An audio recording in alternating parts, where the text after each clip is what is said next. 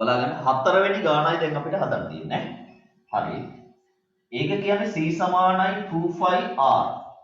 හතරවෙනි ගාන අභ්‍යාසයේ හතරවෙනි ගාන 17යි 2 අභ්‍යාසයේ හතරවෙනි ගාන. c සමානයි 2.5r. c සමානයි 2.5r. අපිට මේ සූත්‍රයේ c සමානයි 88යි. c වෙනුවට 88යි 2යි 5 වෙනුවට 7න් 22යි. අපි මේ ගාන හදලා තිනා වෘත්තයක පරිධිය හොයන පාඩමේ c සමානයි 25r. මෙන්න අපි ආදේශ කරා. අපිට ඕනේ r නේ හොයන්න ඕනේ. ඒක හරිය ලේසි ක්‍රමයක් තියෙනවා. මේ බලන්න 88. ඔයාලට පුළුවන් ඕනනම් මෙන්න මේ සංඛ්‍යා දෙක ගුණ කරගන්න පුළුවන්. දෙවරක් 22 ගුණ කරගන්න පුළුවන්. දෙවරක් 22 44යි r බෙදීම 7යි. 44යි r බෙදීම 7යි. දැන් මේ බලන්න බෙදීමක් නේ. බෙදීමක් නම් ඉතින් අපි දන්නවා එයාව අයින් කරගන්න ಗುಣ කිරීමක් දාන්න ඕනේ. බෙදීමක් නම් ಗುಣ කිරීමක් දාන්න ඕනේ. පැහැදිලිද? එහෙනම් අපි කරන්නේ දෙපැත්තම 7න් ಗುಣ කරනවා. මේ පියවරේ පුළුවන් අය පාරක් ලියලා පුළුවන් ඈ. හරි දෙපැත්තම 7න් ಗುಣ කරා. මේ බලන්න 88 වරක් 7 88 වරක් 7 ಗುಣ කරන්න එහෙම එපා. එතකොට මේ ගාන හොඳටම මාරු වෙනවා. මම මේ පාඩමෙත් කියලා දුන්න මේවා ಗುಣ කරන්නේ අපි. මේ පැත්ත 44යි r. ಗುಣ වෙලා නිසා දෙපැත්තම 44න් බෙදනවා. ಗುಣ වෙලා නිසා දෙපැත්තම 44න් බෙදනවා. හරිනේ? ಗುಣ වෙලා නිසා බෙදුවා. මේ බලන්න r සමානයි මේ දෙන්න ලස්සනට කැපිලා මෙතන 2 කියලානවා. දෙවරක් 7 14යි. දෙවරක් 14යි. ඔච්චර ඒක ගැද්දිලා නෑ. දෙවරක් 7 14යි. ඒ කියන්නේ r සමානයි 14යි. හරි.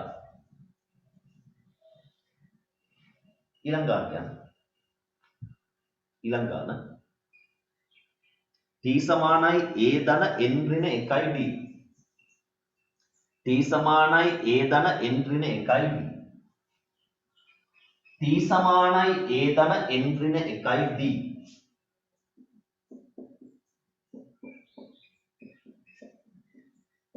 හරි. ඔන්න බලන්න. t සමානයි a ධන n ඍණ 1යි d. අපි මේකේ හොයමු බලන්න. අපිට දීලා තියෙන අගයන් ටික ආදේශ කරමු. L කියන්නේ 22යි. L කියන්නේ 22යි. T නෙමෙයි L නේ. L කියන්නේ 22යි. A කියන්නේ ඍණ 5යි. ධන n කියන්නේ 10යි. D. හරි නේද? හරි. දැන් අපිට පුළුවන් මෙහෙම කරන්න. මේ ඍණ 5 මේ පැත්තට දාන්න පුළුවන්. හේතුව එයාලා පද දෙකක් නේ. එයාලා මෙතන බිත්තියකින් වෙන් වෙලා තියෙන්නේ. එකතු කිරීමක් හරි අඩු කිරීමක් හරි කියන්නේ කාණ්ඩ දෙකක්. එතකොට මෙයාට අපිට තනියම ඕන දෙයක් කරන්න පුළුවන්. මෙයා දානවා මේ පැත්තට. 22 ධන 5යි. ඇයි ඍණ 5ක් මෙහාට එද්දි ධන 5යිනේ. 10න් එකක් 9යි. D. ප්‍රශ්න තිබ්බොත් දැම්මම අහන්න. 27 සමානයි 9යි D. දෙපැත්තම 9න් බෙදුවා D සමානයි 3යි. D සමානයි 3යි. හරිනේ? D සමානයි 3යි. හරි. ඒකත් හරි. ඒකත් හරි.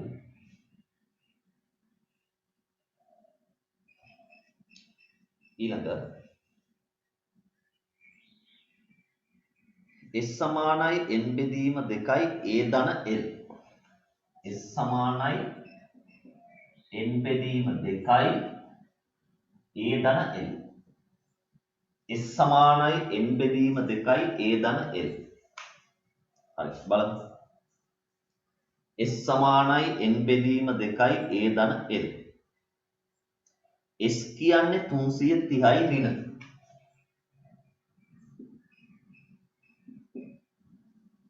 n කියන්නේ කවුද දන්නේ නැහැ. a කියන්නේ 15යි. L කියන්නේ ඍණ 48යි. මම මෙතනින් එදත් කියලා දුන්නා. ඍණ 48 දැම්මත් හරි. එකතු කිරීම දාලා ඍණ 48 දැම්මත් ඕකම තමයි. ඍණ 48. හරි. එතකොට දැන් බලමු මේක හැදෙන විදිහ. දැන් අපිට පුළුවන් මෙහෙම කරන්න. ඍණ 330යි n බෙදීම 2යි වරහණක් කියන්නේ මෙතන ಗುಣ කිරීමක් තියෙන්නේ 48න් 15ක් අඩු කරනවා. 48න් 15ක් අඩු කරනවා. හොඳද? 48න් 15ක් අඩු කරපුවාම මේ බලන්න 8න් 5ක් 3යි 4න් 1ක් 3යි. හැබැයි ඍණ 33යි. ඍණ 33යි. ඍණ 33ක් එන්නේ දැන් ඉතින් අපිට බෙදීමක් තියෙනවනේ. බෙදීම අයින් කරගන්න නම් ಗುಣ කරන්න වෙනවා. බෙදීම අයින් කරගන්න නම් ಗುಣ කරන්න වෙනවා. දෙපැත්තම දෙකෙන් ಗುಣ කරනවා. මේ පැත්තත් දෙකෙන් මේ පැත්තත් දෙකෙන් මෙයාට මෙයා කැපෙනවා. ඍණ 33යි n. ඍණ 33යි n ඍණ 330 ගුණ කිරීම 2 ගුණ කරලා ලිව්වත් එකයි ගුණ නොකර මෙහෙම ලිව්වත් එකයි. දෙපැත්තම බෙදනවා ඍණ 33න්. දෙපැත්තම බෙදනවා ඍණ 33න්. මේ බලන්න. මෙයාට මෙයා කැපිලා යනවා. n සමානයි. මෙයාට මෙයා කැපිලා මෙතෙන්ට එන්නේ 10යි. ඍණයි ධන. 10 වරක් 2 20යි. n සමානයි 20යි උත්තරේ. හරි. ඕක තමයි අපේ ගෙදර වැඩ ගණන් ටිකට පිළිතුරු ටික. ඔයාලා අනිවාර්යෙන් දෙන වැඩ සම්පූර්ණයෙන් කරන්න ඕනේ. හරි.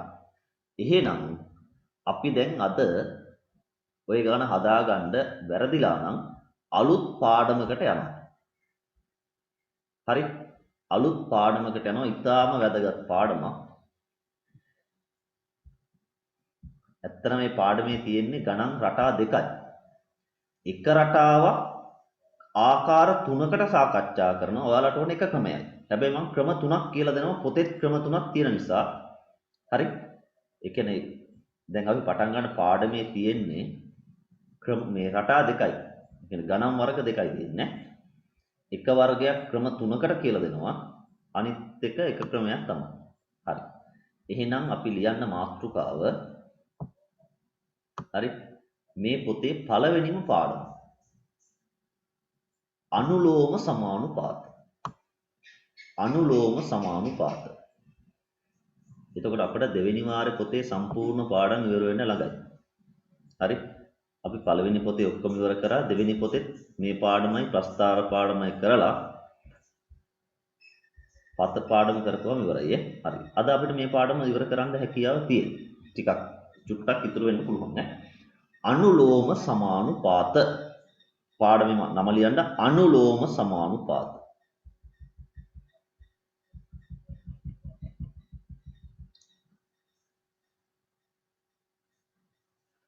අනුලෝම සමානුපාත.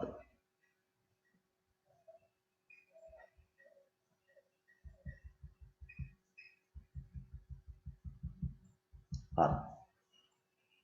අනුලෝම සමානුපාත. හරි. ලියන්න අනුමාත්‍රිකාවක් ලියන්න සමානුපාත කියලා. සමානුපාත. අනුමාත්‍රිකාව තමයි සමානුපාත. සමානුපාත.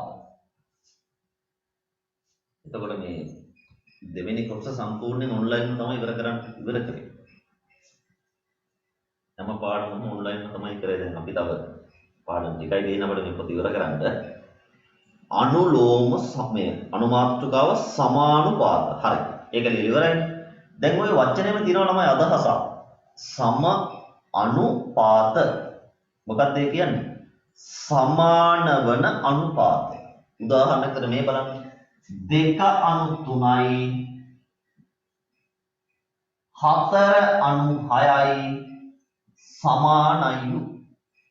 එයි මෙතනත් අනුපාතයේ 2/3යි. මේකත් කුඩා කරොත් 2/3යි.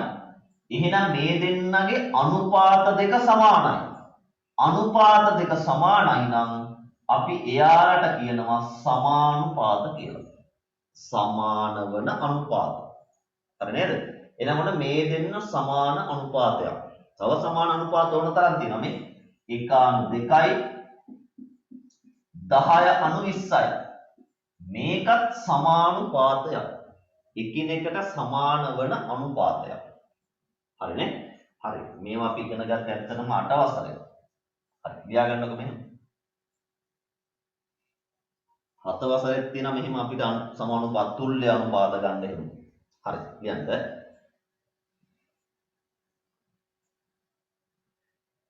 එකිනෙකට සමාන වන අනුපාත එකිනෙකට සමාන වන අනුපාත එකිනෙකට සමාන වන අනුපාත එකිනෙකට සමාන වන අනුපාත සමානුපාත ලෙස හඳුන්වයි. එකිනෙකට සමාන වන අනුපාත සමානුපාත. එකම වචනයක් සමානුපාත කියන්නේ. වෙනම ගත්තොත් සම අනුපාත කියලා කියන්න පුළුවන්. හැබැයි එක වචනයක් සමානුපාත. එකිනෙකට සමාන වන අනුපාත සමානුපාත ලෙස හඳුන්වයි. හරි. මේ උදාහරණ දෙක අපි 2/3 20/30 4/2 2/1 6/5 12/10 ඔය ඔක්කොම සමානුපාත. හරි. ඔය ඔක්කොම සමානුපාත.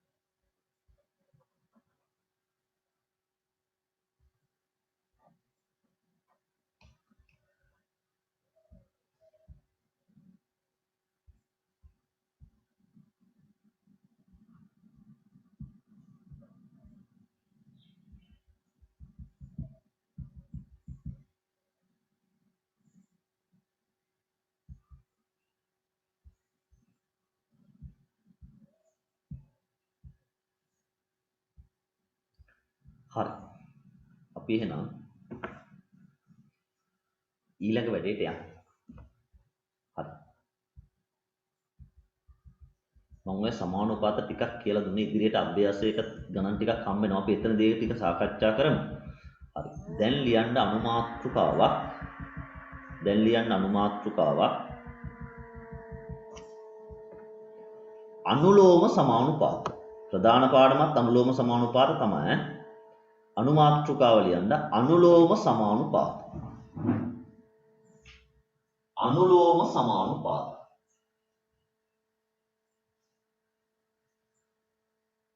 අනුලෝම සමානුපාත. හරි.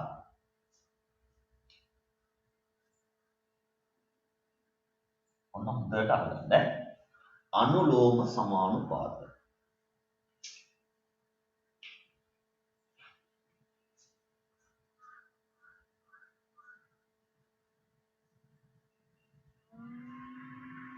හරි. දැන් සමානුපාත මෙන්න මේ වගේ වර්ග දෙකකට බෙදෙනවා. හොඳද? සමානුපාත ගොඩවල් දෙකකට බෙදෙනවා. එකක් තමයි අපි දැන් ඔය කතා කරන අනුලෝම සමානුපාත. දැන් හිතන්නකෝ ඔයාලා මෙහෙම කඩේකට ගිහිල්ලා හරි කඩේකට ගිහිල්ලා මොනවා හරි අපි හිතමු පැන්සල් ගන්නවා කියලා. පැන්සල් ගන්නවා. ඒකට ගෙවන්න ඕන මුදලක් තියෙනවනේ මිලක් තියෙනවනේ. පැන්සල් ගණනයි මිලයි. හොඳද? දැන් ළමයි ගන්නවා පැන්සල් දෙකක්.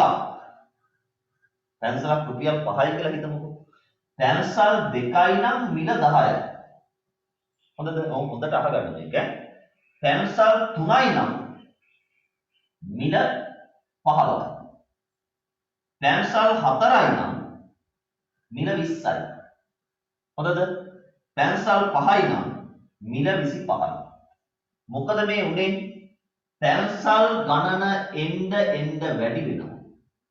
පැන්සල් ගණන වැඩි වෙනකොට එයා ගෙවන්න ඕන මුදල එන්න වැඩි වෙනවා. හොඳද? වැඩි වෙනකොට වැඩි වෙනවා. එහෙම නැත්නම් මෙයා ගන්න පැන්සල් ප්‍රමාණය අඩු කරන්න එයා ගෙවන්න ඕන මුදලක් මොකද වෙන්නේ? අඩු වෙනවා. තව උදාහරණ තියෙනවා මේක ගන්නකො. දැන් ඔයාලා මෙහෙම හිතමු. වාහනයකට ඉන්ධන දානවා. හරි? වාහනයකට දාන ඉන්ධන ප්‍රමාණය වැඩි කරනකොට යන දුරක් මොකද වෙන්නේ? වැඩි වෙනවා. දාන ඉන්ධන ප්‍රමාණය අඩු කරනකොට යන දුරක් අඩු වෙනවා. වැඩි කරනකොට වැඩි වෙනවා. අඩු කරනකොට අඩු වෙනවා. මේක හොඳ උදාහරණයක්. පැන්සල් ගාන වැඩි කරනකොට මිලත් වැඩි වෙනවා. ඉතින් ඒක ඇත්ත කතාවනේ. ගන්න පැන්සල් ප්‍රමාණය අඩුයි නම් එයා ගෙවන්න ඕන මිලත් අඩුයි. ඒ කියන්නේ මෙහෙමයි. අපි මේ දෙන රාශීන් දෙකක් කියලා ගත්තොත්. හරි? වර්ග දෙකක් නෙමෙයි. එක රාශියක් වැඩි වෙනකොට අනිත් රාශියක් වැඩි වෙනවා. එහෙම නැත්නම් එක රාශියක් අඩු වෙනකොට අනිත් රාශියක් අඩු වෙනවා. මෙන්න මේ වගේ සම්බන්ධයක් දැක්කොත් ඒකට තමයි කියන්නේ අනුලෝම සමානුපාතයක්. එතකොට ළමයි බලයි අනිත් එක මොකක්ද කියලා. හැබැයි ඒක 9 ළමයිට නෑ. ඒක තියෙන්නේ 10යි. ඒත් මම චුට්ටක් වෙනස කියලා දෙනවා. අනිත් එකට අපි කියන්නේ ප්‍රතිලෝම සමානුපාත. හරි? ඒක මේකට වඩා අමුතු කතාවක් කියන්නේ. දැන් මේක මොකක්ද කියන්නේ? අඩු වෙනවා නම් අඩු වෙනවා. වැඩි වෙනවා නම් වැඩි වෙනවා. ප්‍රතිලෝම වල එහෙම නෙමෙයි ළමයි. ප්‍රතිලෝම වල මෙහෙම හිතන්න. දැන් අපි හිතමු මෙහෙම දෙයක්. අපි දැන් හරි කොළඹ යනවා කියලා හිතන්නකෝ. කොළඹ යනවා. වාහනයක යනවා. අපි වාහනේ වේගයයි යන්න තියෙන කාලයයි තමයි ගන්න. වේගයයි කාලයයි. තේරුණාද? ඔන්න බලන්න වෙන වැඩේ ඈ. හරි. දැන් ඔයාලා වේගය වැඩි කරන්න වාහනේ. වේගය වැඩි කරන්න කොළඹ යන්න ගතවන කාලයට මොකද වෙන්නේ? අඩු වෙනවා. කල්පනාවෙන් අහගන්න. මම මේ පැත්තට වැඩි වෙනවා කියලා ගන්නම්කෝ. වේගය වැඩි කරොත් අනේ ගමනට ගතවන කාලය අඩු වෙනවා. දෙන්න විරුද්ධව යන්නේ. මේක එහෙම නෙමෙයි. එක පැත්තක් වැඩි කරොත් අනිත් පැත්තත් වැඩි වෙනවා. එක පැත්තක් අඩු කරොත් අනිත් පැත්තත් අඩු වෙනවා. මේක විරුද්ධව යන්නේ. එක පැත්තක් වැඩි කරොත් අනේ අනිත් පැත්ත අඩු වෙනවා. හැබැයි ඔයාලා වේගය අඩු කරන්න ගතවන කාලය වැඩි වෙනවා. ඒ කියන්නේ මේ කියන්නේ විරුද්ධවනේ. මෙයාලට කියන ප්‍රතිලෝම සමානුපාත. මෙයාලා යන්නේ එකම පැත්තට. වැඩි නම් වැඩි, අඩු නම් අඩු. මෙයාලට කියනවා අනුලෝම සමානුපාත. අපිට මේවා නැහැ. මේවා තියෙනවා. මේවා තියෙන 10 ළමයිට. ඔයාලට මේවා තියෙනවා. ඔයාලා 10ට ගියපුවාම මේවත් වෙනවා, මේවත් වෙනවා. හරිනේ?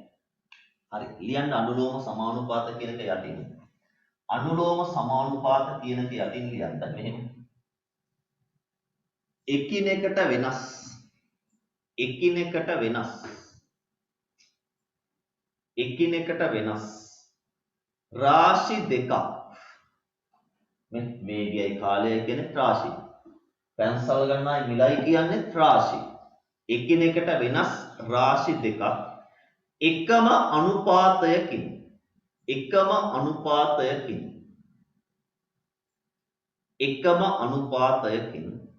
වැඩි වේ නම්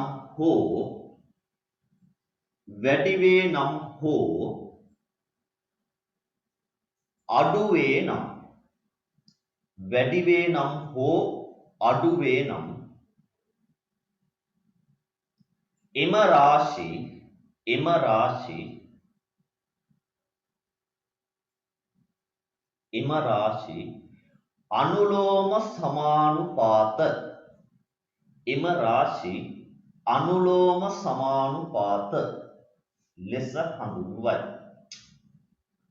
අනුලෝම සමානුපාත ලෙස හඳුන්වයි. එම රාශි අනුලෝම සමානුපාත ලෙස හඳුන්වයි. එම රාශි අනුලෝම සමානුපාත ලෙස හඳුන්වයි. හරි. එම රාශි අනුලෝම සමානුපාත ලෙස හඳුන්වයි. දැන් ඔයාලට මේක සම්පූර්ණ පැහැදිලි වෙලා නැහැ. චුට්ටක් මේක අහගන්න. පැන්සල් ගණනයි මිලයි. පැන්සල් 2යි නම් මිල 10යි. පැන්සල් 4යි නම් මිල 30යි. හරි. මේක මම ගන්න මෙහෙමයි. මේ බලන්න. හොඳට අහගන්න. පැන්සල් ගණන අතර අනුපාතය 2:4යි. මිල අතර අනුපාතය 10:30යි. මොකද වෙලා තියෙන ළමයි මේක? මේ පැත්ත වැඩි වෙලා නේද? මේ පැත්තත් වැඩි වෙලා. හැබැයි ඔන්න හරියට හිතන්න ඕන. හැබැයි මේක අනුලෝම සමානුපාතයක් නෙමෙයි. වැඩි වුණාට වැඩි වුණා කියලාම හරියන්නේ නැහැ. අඩු වුණාට අඩු වුණා කියලාම හරියන්නේ නැහැ. බලන්න මෙන්න මේ කතාව. මෙයා කුඩා කරගන්න. මෙයා කුඩා කරගන්න 1:2යි. මෙයා කුඩා කරගන්න 1:3යි. මොකද වෙලා තියෙන්නේ? එකම අනුපාතය නැත්තම් කොහොමත් සමානුපාත වෙන්න බෑනේ. ඒ නිසා මේක අනුලෝම සමානුපාතයක් නෙමෙයි. කල්පනාවෙන් ඔය වැඩේ කරන්න ඕනේ. අනුපාත දෙක සමාන වෙන්නත් ඕනේ. වැඩි වුණු පළියට වැඩි වෙලාම බෑ. අනුපාත සමාන උනේ නැත්තම් වැඩි වුණා කියලා අනුලෝම සමානුපාත වෙන්නේ නැහැ. හරිනේ? අඩු වුණා කියලා අනුලෝම සමානුපාත වෙන්නේ නැහැ. හරි. එහෙනම් ඔයාලා මට දැන් මේක තේරෙනද? මේක අනුලෝම සමානුපාතයක් වෙන්නේ නැහැ. ඇයි ඒ කියලා පැහැදිලි වෙන්න දෙන්නේ. 1:2යි මේක වැඩි උනේ 1:3ට. ඒක හරියන්නේ නැහැ. මේක බලමු. බලන්න මේක හරියයි කියලා. 1:5යි. 20:100යි. මේ පැත්තත් වැඩි වෙලා. නිකන් අනුලෝම පැත්තට බර. අනුලෝම පැත්තටයි බර. කවදාවත් ප්‍රතිලෝම වෙන්නේ නැහැ. අනුලෝම පැත්තට බර වුණාට අපිට ෂුවර් නෑ මේක අනුලෝමද කියලා. බලමු. 1:5යි. ඒක වැඩ එකෙන්ම හරිනේ. 20:100යි. කුඩා කරලා බැලුවොත් 1:5යි. අන්න හරියටම හරි. අනුලෝම සමානුපාතයක්. ඇයි එහෙම කිව්වේ? දෙපැත්තේ අනුපාත දෙක සමානයි. එහෙනම් මේක අනුලෝම සමානුපාතයක්. පැහැදිලිද? එහෙනම් අපි ඔයාලට අනුලෝම සමානුපාතක කොච්චර දුරට පැහැදිලි වුණාද කියලා බලන්න අපි පොඩි අභ්‍යාසයක යෙදෙනවා. හොඳද? ඒක වැරදුනා හරි ගියා කියන එක ප්‍රශ්නයක් නෑ ළමයි. තනියම කියවලා කරන්න මෙන්න අභ්‍යාසය. මේකේ තියෙන්නේ මේ නිකන් වාක්‍ය වර්ගයක් තියෙන අපිට ඒ වගේ අනුලෝම සමානුපාත තෝරන්නයි තියෙන්නේ. හරි. ඔයාලට පේනව නේද 10යි 1 අභ්‍යාසය.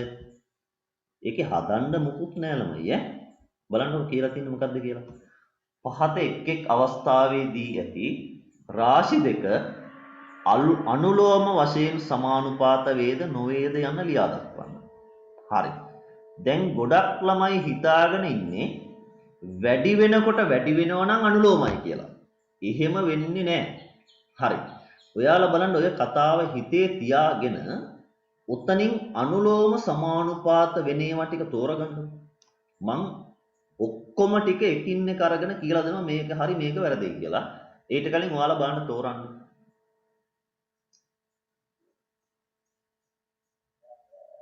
ඔයාලට නිකන් පුළුවන් ක්‍රමයට නිකන් හොදාය විශ්ස කියලා තෝරන්න එපා. පුළුවන් ක්‍රමයට හිතලා බලන්න ගන්න. මෙන්න මේක නම් අනුලෝම වෙයි. මේක අනුලෝම වෙන්නේ නැහැ කියලා එහෙම හිතලා ගන්න. නිකන් සංඛ්‍යා ටික දාන්න උදාහරණ සංඛ්‍යා දදා ගන්න.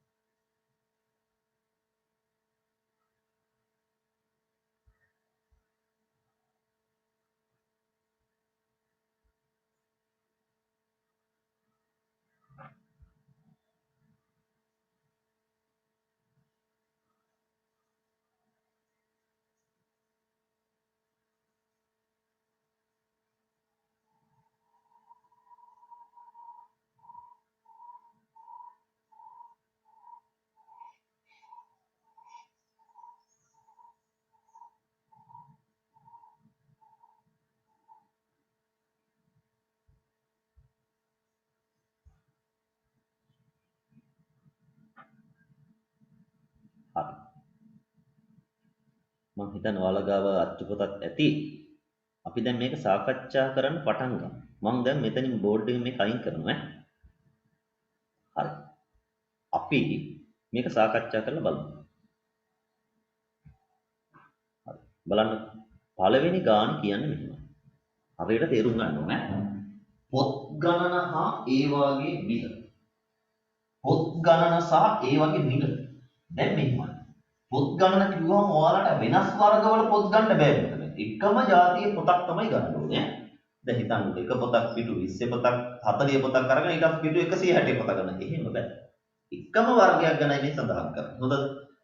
පොත් ගණන.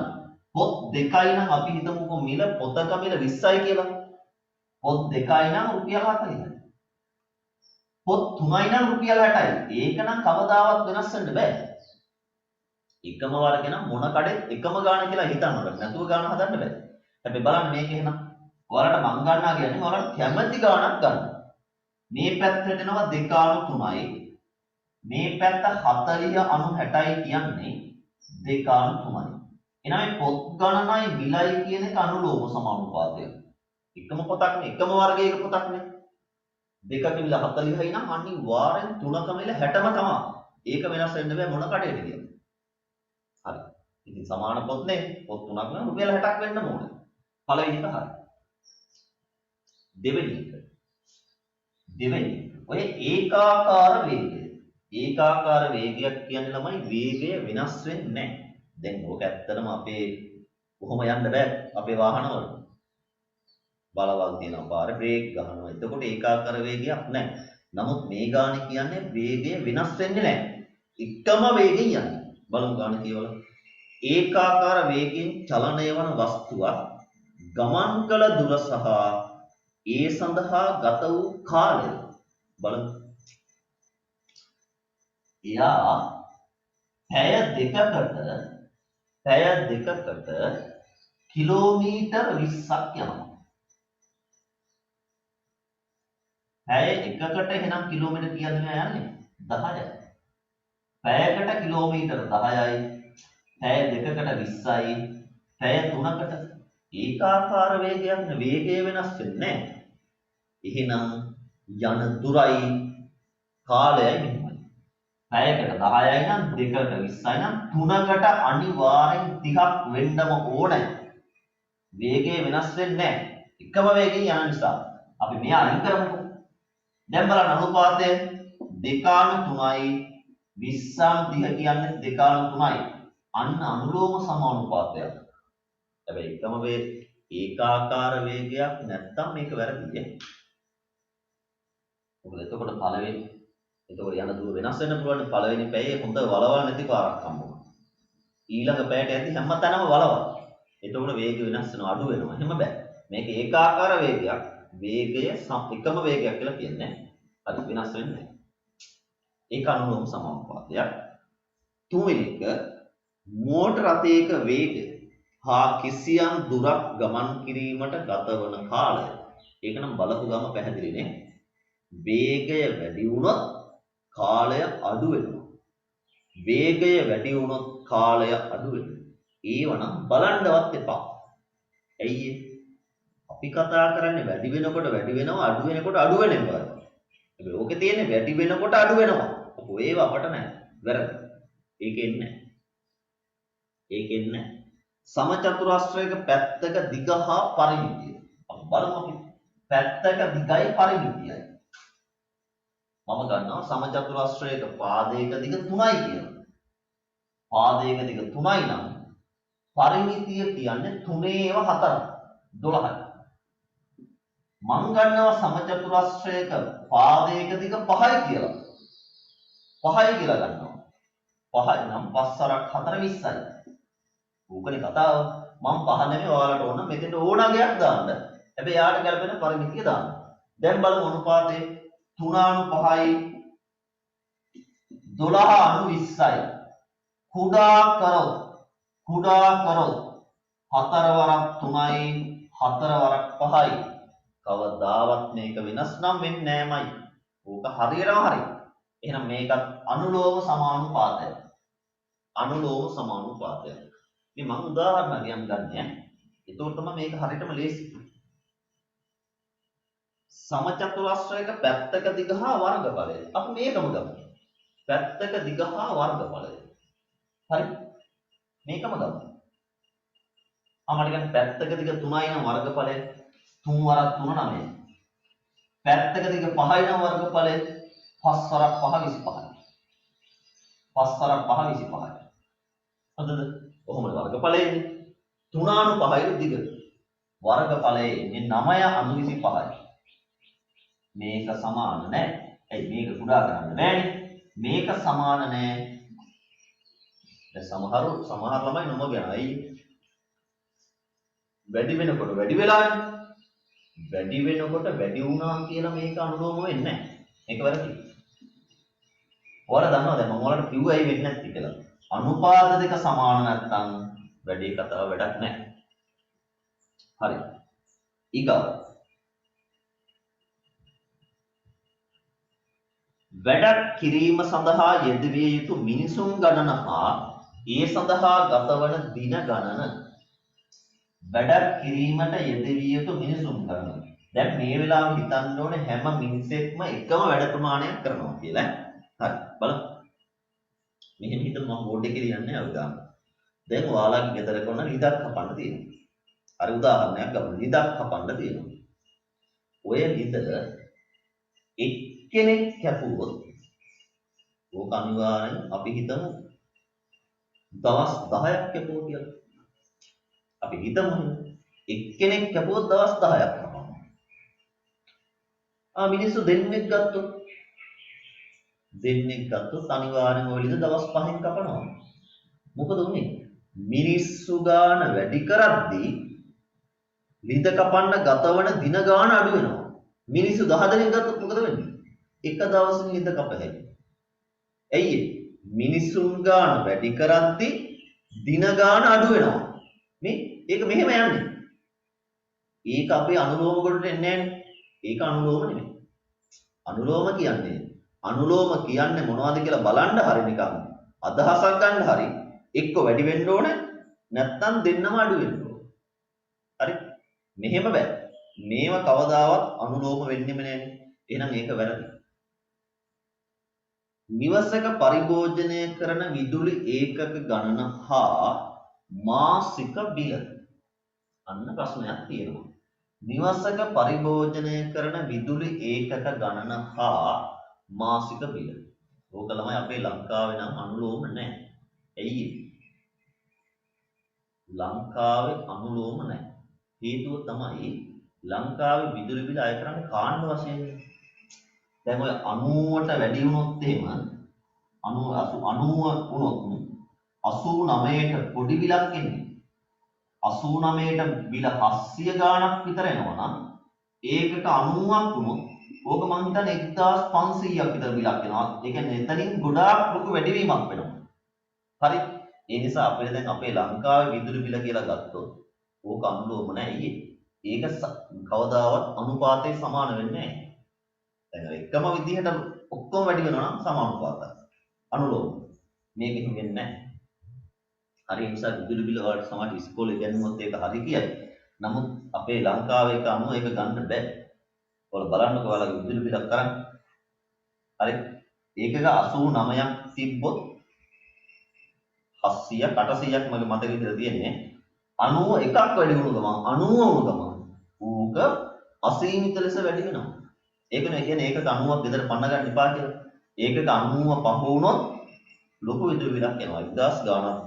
ඒ කියන්නේ දැන් හරිනම් එක පොයින්ට් එකක් වැඩිනොත් ඉතින් මේක හරි. 1000ක් වුණා කියන්නකො 200ක්. එහෙමත් නෙමෙයි. ඊටත් වඩා ගොඩාක් වැඩි වෙනවා. ඒකකට. ඒ නිසා මේක අනුලෝම සමානුපාතයක් කියලා අපි ගන්නෙ නැහැ. හරිනේ? ඒක අනුලෝම සමානුපාතයක් නෙවෙයි. හරි. එහෙනම් අපි ඊළඟ පියවරට යමු. ලියන්න මාතෘකාව.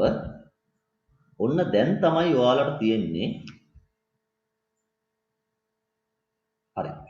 ලියන්න මාතෘකාව. චුට්ටක් ඉන්න. හරි. අලියලා ඉන්නකො. ඒකීය ක්‍රමය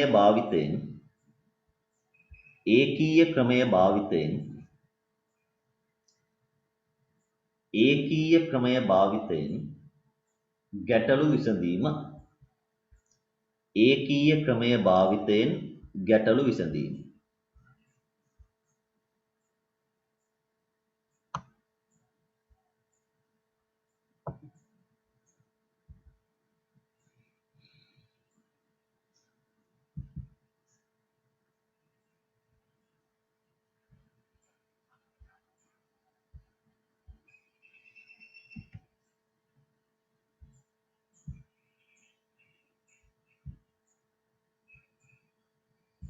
ඒකීය ක්‍රමය භාවිතයෙන් ගැටලු විසඳීම.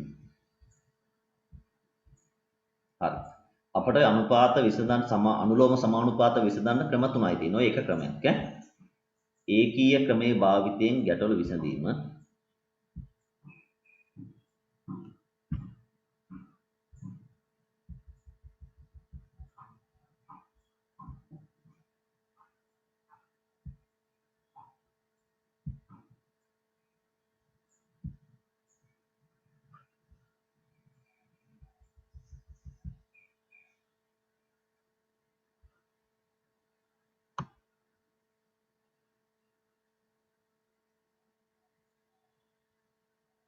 හරි.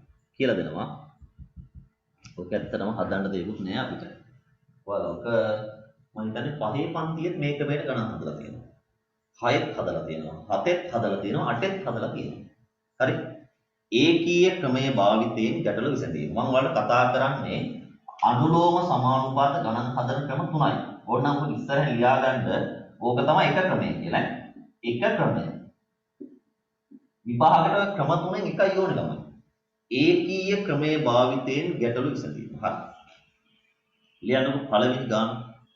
පළවෙනි උදාහරණයට යන්න. අඹගෙඩි 5ක මිල අඹගෙඩි 5ක මිල අඹගෙඩි 5ක මිල රුපියල් 60යි. අඹගෙඩි 5ක මිල රුපියල් 60යි. නම්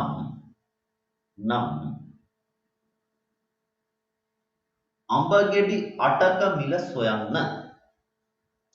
අඹගෙඩි 5ක මිල රුපියල් 60යි නම් අඹගෙඩි 8ක මිල සොයන්න. අඹගෙඩි 8ක මිල සොයන්න. හරි. මේක ඒකීය ක්‍රමයනේ. ඒකීය ක්‍රමය කියන්නේ ළමයිනේ එකක හොයලා අපිට ඕන කට්ටියක හොයන්න ක්‍රමය. මුලින්ම කරන්න මොකද්ද? එකක හොයන්න ඕන. ලියන්න එහෙනම්.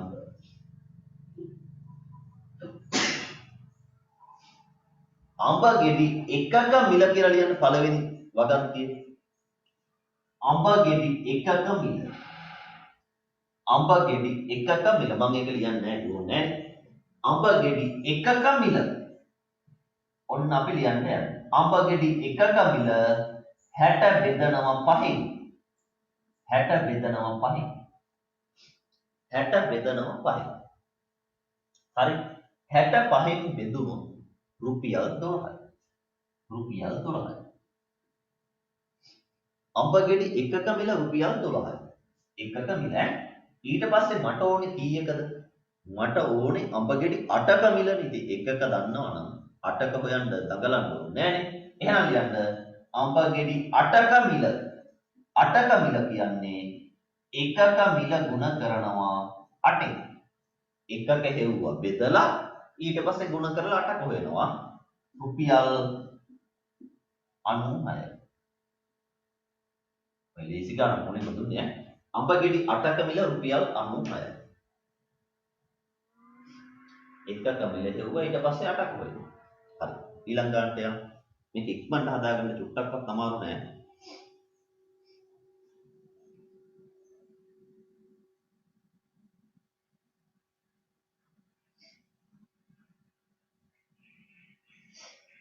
ඊළඟ ගන්න.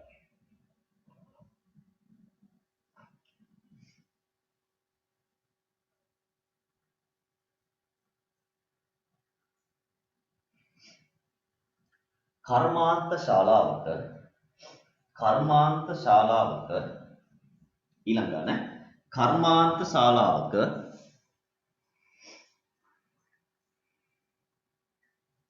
මිනිත්තු 5ට කර්මාන්ත ශාලාවක මිනිත්තු 5ට බෝතල් 250ක්. බෝතල් කර්මාන්ත ශාලාවක මිනිත්තු 5ට බෝතල් 250ක්.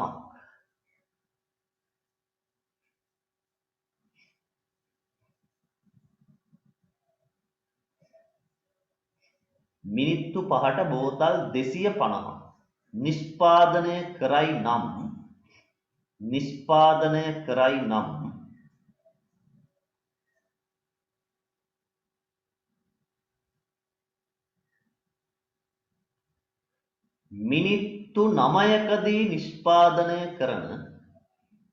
මිනිත්තු 9කදී නිෂ්පාදනය කරන බෝතල් ගණන සොයන්න. මිනිත්තු 9කදී නිෂ්පාදනය කරන බෝතල් ගණන සොයන්න. හරි. විනාඩි දෙකක් දෙන්නම් බලන්න හදන්න. හැම වෙලෙම එක මිනිත්තුවක හොයාගන්න. එක මිනිත්තුවක.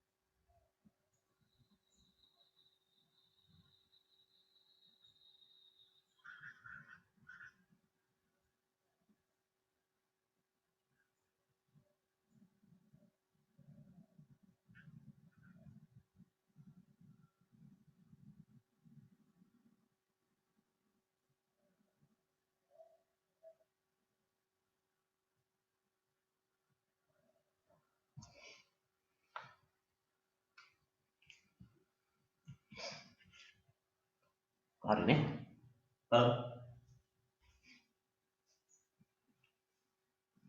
මම කිව්වේ ඔය ගානේ මෙහෙම.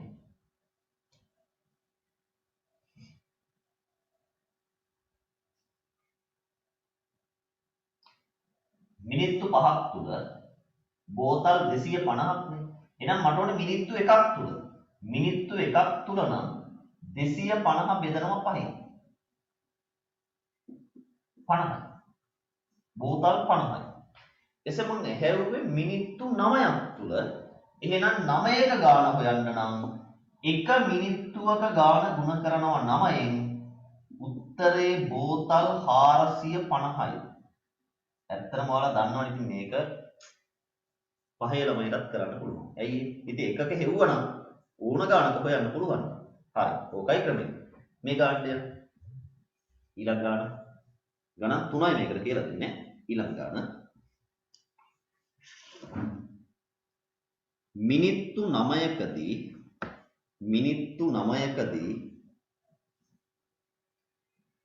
කිලෝමීටර් 6ක්. මිනිත්තු 9කදී කිලෝමීටර් 6ක්.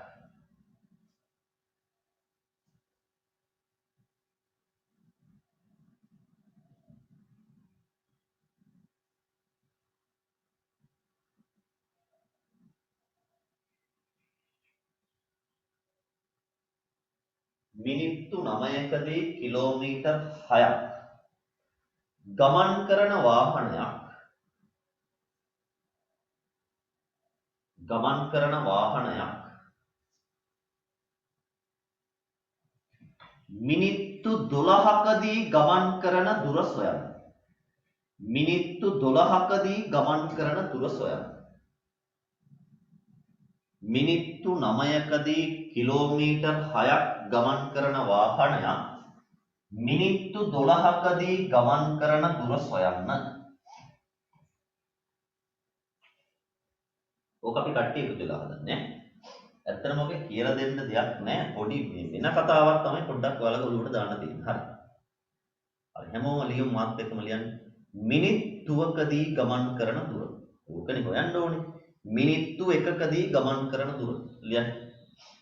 මිනිත්තු 1කදී ගමන් කරන දුර. මිනිත්තු 1කදී ගමන් කරන දුර. මිනිත්තු 9කදීම යන්නේ 6යි නේද? 9කදීම 6යි නම් අපි කරන්න ඕනේ 6 බෙදනවා 9යි. 6 බෙදනවා 9යි. බෙදෙන්නේ නැහැනේ මේක හරියට. ඉතින් කලබල වෙන්න කොහොම තියාගන්න? බෙදන්න ඕනේ නැහැ. 6 බෙදීම 9යි. බෙදෙනවා නම් බෙදනවා. කුඩා කරන්න ඕන නම් කුඩා කරගන්න. මම ඔහොමයි කියන්නේ. හරි. මිනිත්තුවකදී යන දුර 6 බෙදීම 9යි. හොඳද? දැන් අපෙන් අහන්නේ කොච්චරකද? 12කදී යන දුර නේ නම් මෙන්න. 12කදී යන දුර කියන්නේ එකකදී යන ගාන. එකකදී යන ගාන ಗುಣ කරනවා 12යි. එකකදී යන ගාන ಗುಣ කරනවා 12යි. මේ මෙතන භාගාව කියන එක අපට අදාළ වැඩක් නැහැ. බලන්නකෝ භාගවලට මොකද වෙන්නේ කියලා. 3 වරක් 3යි. 3 වරක් 3යි. 3 වරක් 4යි. 3 වරක් 1යි. 3 වරක් 2යි. දෙවරක් 4 කිලෝමීටර 8යි යන්නේ. කිලෝමීටර 8යි. මේ බලන්න. දැන් ඔයාලා මේක බෙදලා දශම ගාණක් වගේ මෙතෙන් දාගෙන හැදුවනම් මේක වැඩක් නැහැ ඉතින් කතා කරලා. හරි? මොකද 6 9න් බෙදෙන්නේ නැහැ නේ දශම ඇවිල්ලා. ඊට පස්සේ වුණ වැඩි අමාරු. නමුත් මේ බලන්න හරියටම පූර්ණ සංඛ්‍යාවක් ලැබෙන උත්තරය. එහෙනම් මේකයි ක්‍රමය. භාග ආවොත් ඒවා බෙදන්න යන්න එපා ඈ. හරි. එහෙනම් දැන් හොඳ ළමයි වගේ අපි යන් අපේ අභ්‍යාසයට. හොඳද? මේකේ තියෙනම ගණන් 7ක්. දැන් ඔයාලා සමහර ඒවා කිලෝග්‍රෑම් වලින් දීලා තිබ්බොත් ඒවා ග්‍රෑම් කරගන්න. හොඳද? දැන් මේ ගාන උදාහරණයක් විදිහට කිලෝග්‍රෑම් 3.6ක් තියෙනවා. ඔයාලා ඒක 3.6 කියන එක 3000 කීයද 600 කියලා ලියාගන්න පුළුවන්. 3.6 කියන එක ග්‍රෑම් වලින් ලියාගෙන ගාන හදන්න ඈ. ඒක තමයි ලේසිම ක්‍රමය. හරි. එහෙනම් මෙන්න අභ්‍යාස මාලාව මැසේජ් එකක් එවලා තියෙනවා. හරි. මෙන්න අභ්‍යාස මාලාව අපි හදමු. හරි. ප්‍රශ්න නොලියුවට කමක් නැහැ. 10යි 2 අභ්‍යාස කියලා දාලා ගණන් ටික හදන්න. උත්තරය විතරක් නෙමෙයි මට ඕනේ. අර හදන ක්‍රමය ඕනේ. එකක මිල හොයලා හැම හදන්නේ.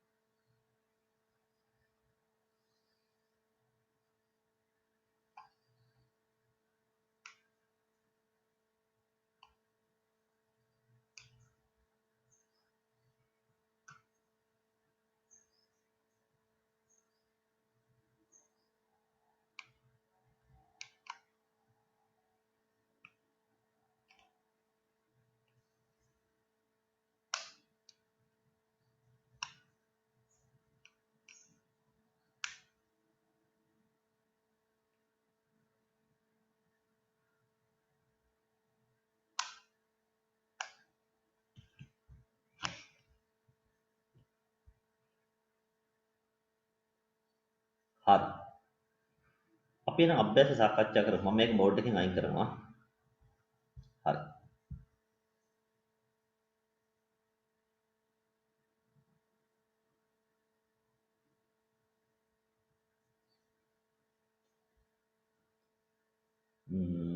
ඒකීය ක්‍රමයට හැම වෙලේම වගන්ති ලියන්න ඕනේද? එහෙමයි. එහෙම එකක් නෑ. ඉතින් කෙලින්ම අපිට අර බෙදලා ගුණ කරන්න පුළුවන්. නමුත් අපිට වගන්තිය ලියන්න එතන පැහැදිලි වෙන්න. හැබැයි මම ඉතින් පස්සේ ඔයාලට ඔය ක්‍රමයට ගණන් හදන්න කියන්නේ අර පොතේ තියෙන නිසා ඔක කියලා දුන්නේ. ඔయిత වඩා වෙන අපට 11ට යනකම් හදන ක්‍රම තියෙනවා. අපි 11ට ගියාම ඔහොම ගණන් හදා හදා ඉන්නේ නැහැ. හරි නේද? එහෙනම් වගන්ති ලියන්නම කියලා එකක් නැහැ. ඉතින් අපි අර ලියන්නේ එක අපට පැහැදිලි වෙන්න වගන්ති නොලියවුනත් ඔය ගාන හදන්න පුළුවන් උත්තරේ ගන්න පුළුවන් ඈ. හරි ඒක ප්‍රශ්නයක් නැහැ. හරි. ඔලගමයි ඕක කරලා තියෙන්නේ නේ.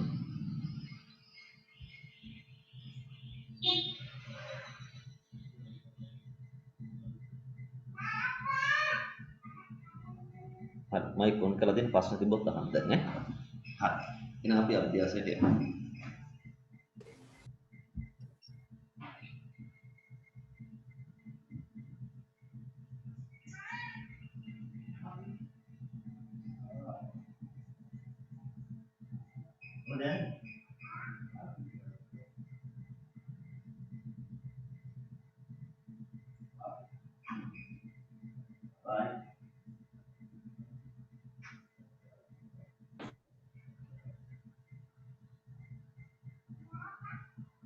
හරි. පළවෙනි ගාන. දෙලුම් ගෙඩි 8ක දොඩම් ගෙඩි 8ක මිල රුපියල් 320ක් නම් දොඩම් ගෙඩි 5ක මිල. දොඩම් ගෙඩි 8ක මිල. එහෙනම් මම මොන කරන්නේ? 8ක මිල 320යි. ඉස්සලාම එකක හොයනවා. මම මේ කෙටියෙන් ලියන්නේ. 320 බෙදනවා 8ෙන්. රුපියල් 40යි. රුපියල් 40යි. අහන්නේ ගෙඩි 5ක මිල. 5ක මිල නම් 40 ගුණ කරනවා 5ෙන් රුපියල් 200. හරි රුපියල් 200. දෙවෙනි එක 5ක මිල 750යි. එහෙනම් එකක හොයනවා 750 5ෙන් බෙදුවා 750 5ෙන් බෙදුවා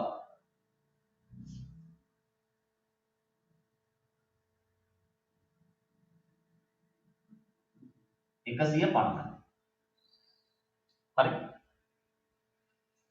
ඊට පස්සේ අහන්නේ කීයකද? අපෙන් අහන්නේ 12ක මිල. 12ක මිල එහෙනම් 150 ගුණ කරනවා 12යි. හරි 150 ගුණ කරනවා 12යි. 12 තරම් බිඳුව බිඳුවයි 12 තරම් 5 60 බිඳුව දැම්ම 6ක් ඉතිරි රුපියල් 1800. රුපියල් 1800. තුන්වෙනි ගාන. ඇපල් ගෙඩි 15ක් අඩු පාර්සල් එක ස්කන්ධයේ කිලෝග්‍රෑම් 3.6යි. ඒක කිලෝග්‍රෑම් කියලා ගත්තොත් ඉතින් අපිට චුට්ටක් අමාරුයි අපි ග්‍රෑම් කියලා ගමු නේ. එකක ස්කන්ධය අහනවා. එකක ස්කන්ධය අහනවා නම් 3600 බෙදනවා 15. 3600 බෙදනවා 15. හරිනේ? 3600 බෙදනවා 15. බලමු බෙදලා 3600 15 බෙදාගමු ටක් ගාලා. 15 තරක් 2 30යි. 15 තරක් 4 60යි. බිඳුව 240යි. අපෙන් අහන්නේ 8ක මිල. 8ක ස්කන්ධය 240 ගුණ කරනවා 8ෙන් 8 වරක් බිඳුව බිඳුවයි 8 වරක් 4 32න් 2 දැම්ම 3ක් ඉතිරි 8 වරක් 2 16යි 3යි 19යි ග්‍රෑම් 1920යි නැත්නම් 1.9යි 2යි කිලෝග්‍රෑම්. හරි මට වැරදිලා තිබ්බොත් කියන්න ගුණ කිරීම ඈ.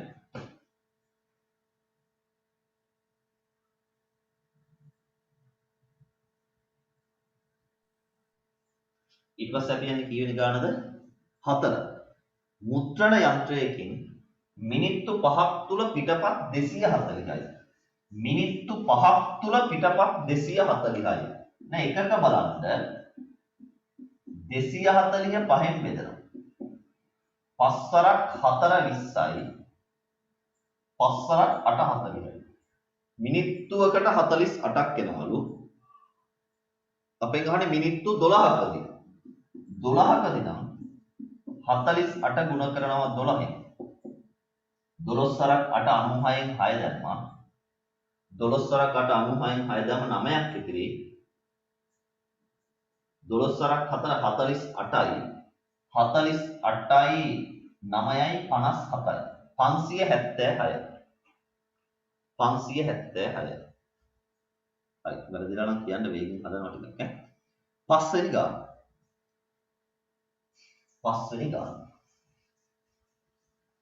පස්වෙනි ගාන. ඒකාකාර වේගයෙන් ගමන් ගන්නා මෝටර රථයක් මිනිත්තු 15ක් තුල කිලෝමීටර් 12ක දුරක් ගමන් කරයි. මිනිත්තු 15ක් තුල නම් මිනිත්තුවකට ගාන බලන්න 12 බෙදනවා 15. 12 බෙදනවා 15. හරි. අපෙන් අහන්නේ මිනිත්තු 40කදී ගමන් කරන දුර. මේක බෙදන්න අවශ්‍ය නැහැ ඔහොම තියන්න. මිනිත්තු 40කදී දුර බලන්න නම් 12 බෙදීම 15 ගුණ කිරීම 40. හරි. ගුණ කිරීම 40. 5 වරක් 3යි 5 වරක් 8යි 3 වරක් 1යි 3 වරක් 4යි 4 වරක් 8 කිලෝමීටර් 32යි. කිලෝමීටර් 32යි.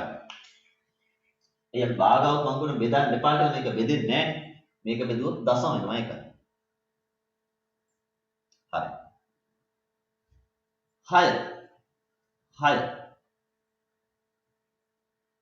ඉන්ධන ලීටර් 2කින් කිලෝමීටර් 90ක දුරක් ධාවනය කළ හැකි නම් අපි ඉන්ධන ලීටර් 1කින් බලමු. ලීටර් 1කින් යන්න පුළුවන් ගාන. ලීටර් 1කින් නම් 90 බෙදනවා 2කින් 45යි. 45ක් යන්න පුළුවන්. අපෙන් අහන ලීටර් 5කින් ධාවනය කළ හැකි දුර. ලීටර් 5කින් ධාවනය කළ හැකි දුර නම් 45 ගුණ කරනවා 5න්. ඇයි 45 කියන්නේ එකකටනේ. ඒ වගේ 5. 5 වරක් 5 25න් 5 දැම්ම දෙකක් ඉතිරි. 5 වරක් 4 20යි 2යි 22යි. කිලෝමීටර් 225ක් යන්න පුළුවන්. කිලෝමීටර් 225ක් යන්න පුළුවන්.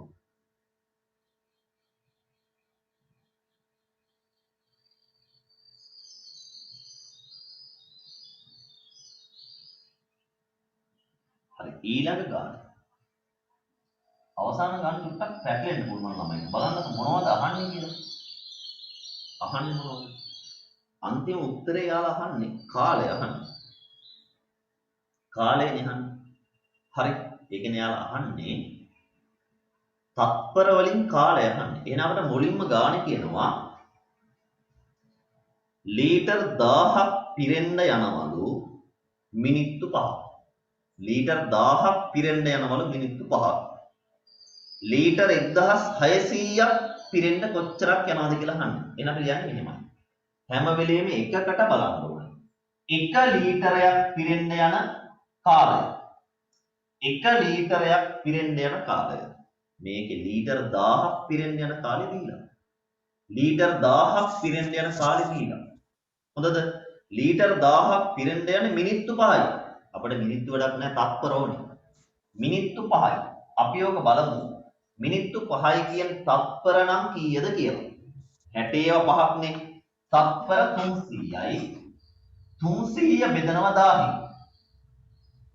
ඇයි මේ 1000න් බෙදුවේ කියලා ඔයාලා දන්නවනේ. මේ 1000කටනේ 300ක් යන්නේ. මේ එකකට බලන්න 300 බෙදුවා 1000න්. ඔයාලට මේක කුඩා කරගන්න පුළුවන් තරමක් කුඩා කරගත්තත් ප්‍රශ්නයක් නැහැ. කුඩා නොකරගෙන පහළට අරන් ගියත් කමක් නැහැ. කොහොමයි අපිට එන්නේ 10න් 3යි කියලා එනවා. ඔය තත්පර අපෙන් අහන්නේ ලීටර් 1600ක් පිරෙන්න ගතවන කාලය. 1 ලීටරයකට මෙච්චර නම් ඕක ගුණ කරනවා 1600යි. ඕක ගුණ කරනවා 1600 මේ තත්පර වලින් යාලා අහන්නේ. ඉතින් අපි තත්පර වලින් තමයි උත්තරේ එන්නේ. දැන් 3 වරක් 0.0යි 3 වරක් 18න් 8 දැම්ම එකක් ඉතිරි 3 වරක් 3යි 1යි 4යි. තත්පර 480යි.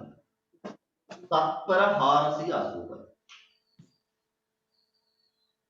ඔයාලා අර ක්‍රමයට මිනිත්තු දාගෙන ගියා නම් මෙතෙන්ට මම හිතන්නේ මිනිත්තු වෙයි 8ක් කියලා.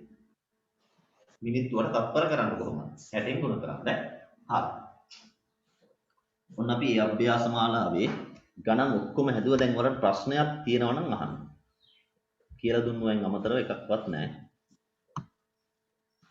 හරි. දැන් අපි තව වැඩකට යන්න යන්නේ.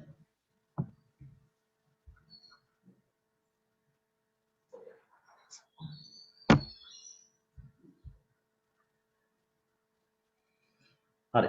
ලියන්න අනුමාත්‍රිකාවක්. අර්ථ දැක්වීම භාවිතයෙන්. නනේ මන්ද.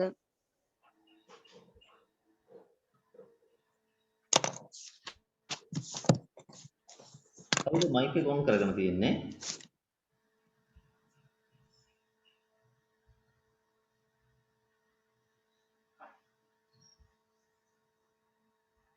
බලන්න.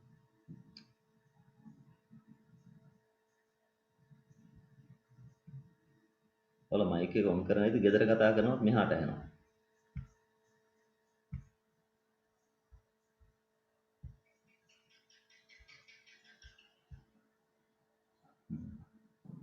හරි මයික් ඔෆ් කරගන්න. නැත්නම් මම ඔෆ් කරත් ඒකයි. හරි. අර්ථ දැක්වීම භාවිතයෙන් කියන මාතෘකාව අර්ථ දැක්වීම භාවිතයෙන් අනුලෝම සමානුපාත සම්බන්ධ ගැටලු විසඳීම. ඔය දෙක ක්‍රමය අර්ථ දැක්වීම භාවිතයෙන් අනුලෝම සමානුපාත සම්බන්ධ ගැටලු විසඳීම. අර්ථ දැක්වීම භාවිතයෙන් අනුලෝම සමානුපාත සම්බන්ධ ගැටලු විසඳීම.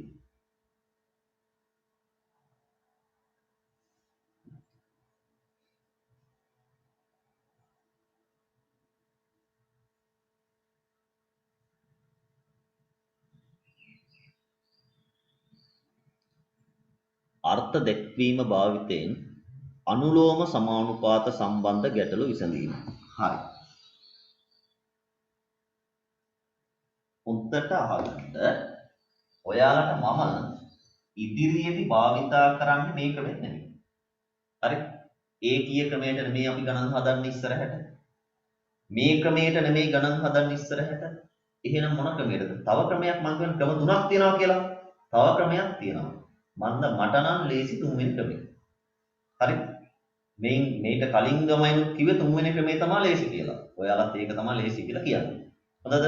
හරි. අපි දෙවෙනි ක්‍රමේ හදුවට ඇත්තටම අපි 9 වසරේ මේ පාඩම ඉවර වුණාට පස්සේ තුන්වෙනි ක්‍රමයට තමයි ගණන් හදන්නේ. හොඳද? දෙවෙනි ක්‍රමෙත් අපි ඉගෙන ගමු. හරි. අර්ථ දැක්වීම භාවිතයෙන් අනුලෝම සමානුපාත සම්බන්ධ ගැටලු විසඳීම. දෙක ක්‍රමය කියලා ලියා ගන්න. හරි. අපි ගානක් හදලා මේ ක්‍රමය ඉගෙන ගමු. ලියන්නකො පළවෙනි ගාන. පළවෙනි ගාන ලියන්නකො.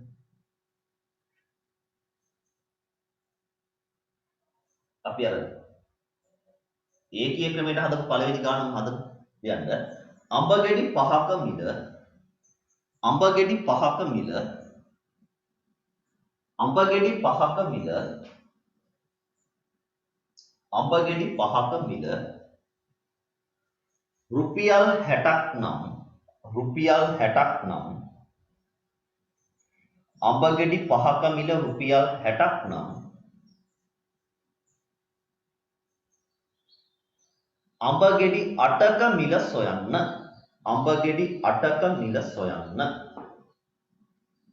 අඹගෙඩි 5ක මිල රුපියල් 60ක් නම් අඹගෙඩි 8ක මිල සොයන්න.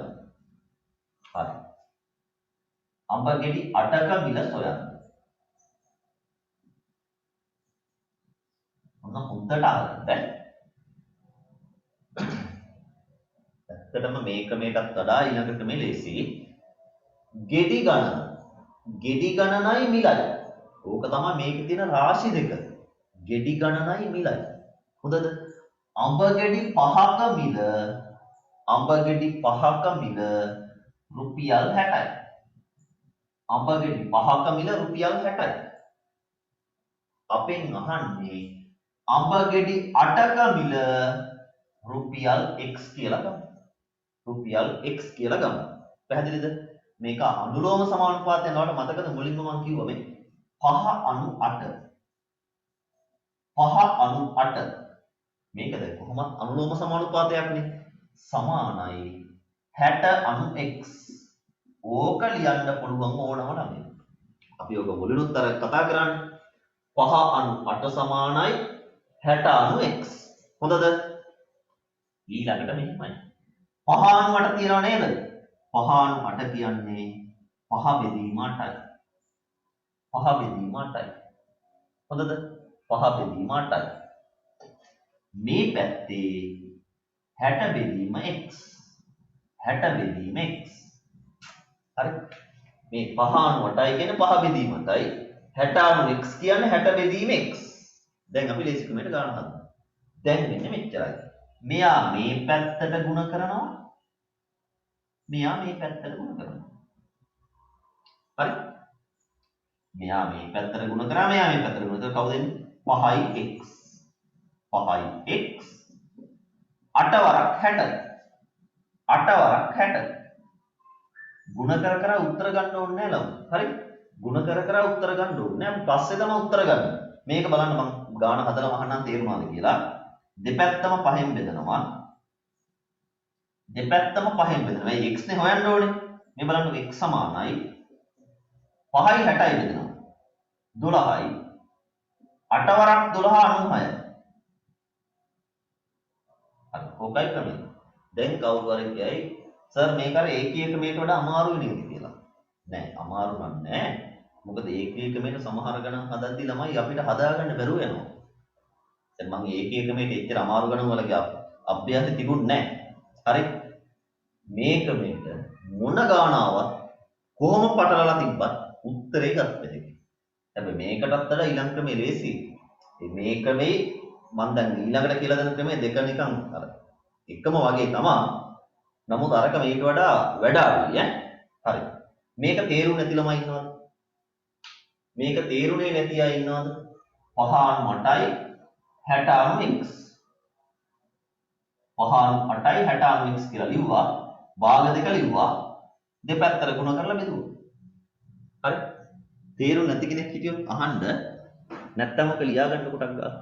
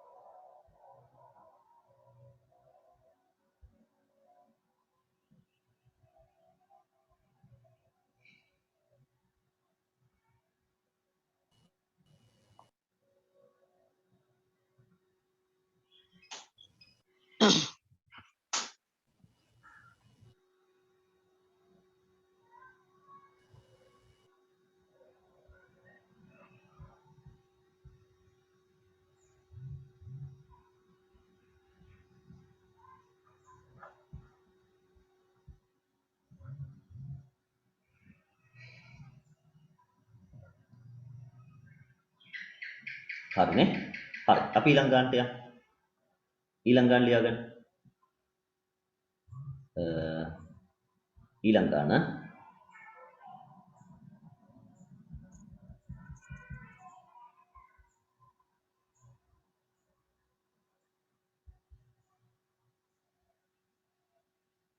රුපියල් 200ට ගත් භාණ්ඩයක් රුපියල් 200ට ගත් භාණ්ඩයක් රුපියල් 200ට ගත් භාණ්ඩයක්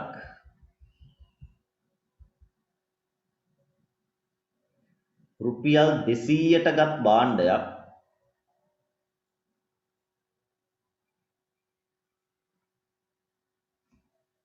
10ට 10 දාලා ප්‍රතිශත ලකුණ දාන්න 10ට 10ක ලාභයක්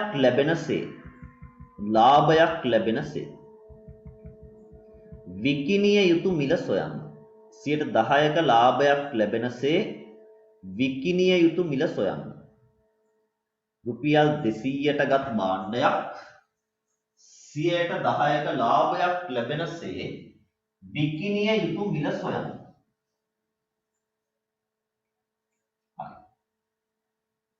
නිකන් හුරු ගානක් ඕක. ඕක ළමයි අපේ අර ප්‍රතිශත පාඩමේ තිබු ගාන. ඔන්න බලන්නකෝ ඒක. හරි. ඕක අපි දාන්නේ මෙහෙමයි. හරි. ඕකේ දාන්නේ ගත් මිලයි විකුණන මිලයි. අපි මෙහෙමයි පාඩමේ ගණන් හදුවා. ගත් මිලයි විකුණන මිලයි. හොඳද? දැන් එයාලා ගන්නේ හරි 100ට 10ක් ලාභ තියාගෙන විකුණන්නේ. එතකොට අපි දන්නවානේ 100ට ගත්තොත් අපි දන්නවා 100ට ගත්තොත් කල්පනාවෙන් හදන්න ඕනේ 100ට ගත්තොත් 10ක් ලාභයිලු 10ක් ලාභයිලු. එහෙනම් විකුණන්නේ 110යි. පැහැදිලිද? විකුණන්නේ 110ට. හැබැයි මෙයාලා අරන් තියෙන්නේ 200ට. අරන් තියෙන්නේ 200ට. විකුණන මිල අපිට එකපාර හිතලා ගන්න පුළුවන්. නමුත් අපි එහෙම ගන්න නැහැ. විකුණන මිල x 100ට ගත්තොත් 10ක් ලාභ නම් 110ට. 200ට ගත්තොත් x. එහෙනම් මෙන්න ක්‍රමය. හැබැයි මේක අපි හැදුවේ ප්‍රතිශත පාඩමේ හැදුවේ නම් අර මම කතා කරපු තුන්වෙනි ක්‍රමය. හරි? දැන් මට මතක නැතිද මම මේක ඊළඟට කියලා දෙන්නම්. දැන් හදන්නේ මෙහෙම 100 අනු 200. 100 අනු 200 සමානයි 110 අනු x. මේ දෙපැත්තේ අනුපාත දෙක ලියුවා. භාග දෙක ලියනවා. 100 බෙදීම 200 සමානයි 110 බෙදීම x. ගුණ කරනවා. ඕන මෙතන බිංදු බිංදු කපා ගන්නත් පුළුවන් ඔයාලට. ඒක ඕන ක්‍රමයකට යන්න පුළුවන් ඈ. හරි මම බිංදු බිංදු කපන්නම් ප්‍රශ්නයක් නැහැ නේ. එහෙම කපන්න නැතුව ගියත් හරි ඈ. මෙතන මේක මේ x ගුණ කිරීම 1යි කියන්නේ xමයි. දෙවරක් 110යි. ඇයි මේ 1x දෙවරක් 110යි. ඒතර x සමානයි රුපියල් 220යි. බිංදු කැපුවේ නැත්තම් ඔයාලා කරන්න තියෙන්නේ මෙහෙම ගුණ කරාට පස්සේ දෙපැත්තම 100ෙන් බෙදන්න ඕනේ. අපි බිංදු කපලා ගුණ කරොත් එහෙම දෙයක් වුණේ නැහැ. කෙලින්ම x කියලා උත්තරයක් ආවා. රුපියල් 220යි. හදන්න. රුපියල් 220යි.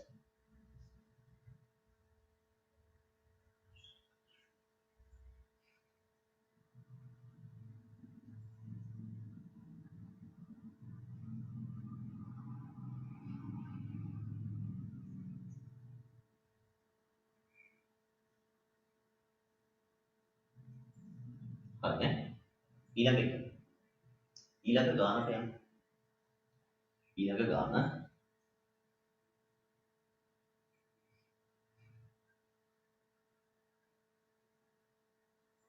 ගාන යන්න. භාණ්ඩයක් විකිණීමේදී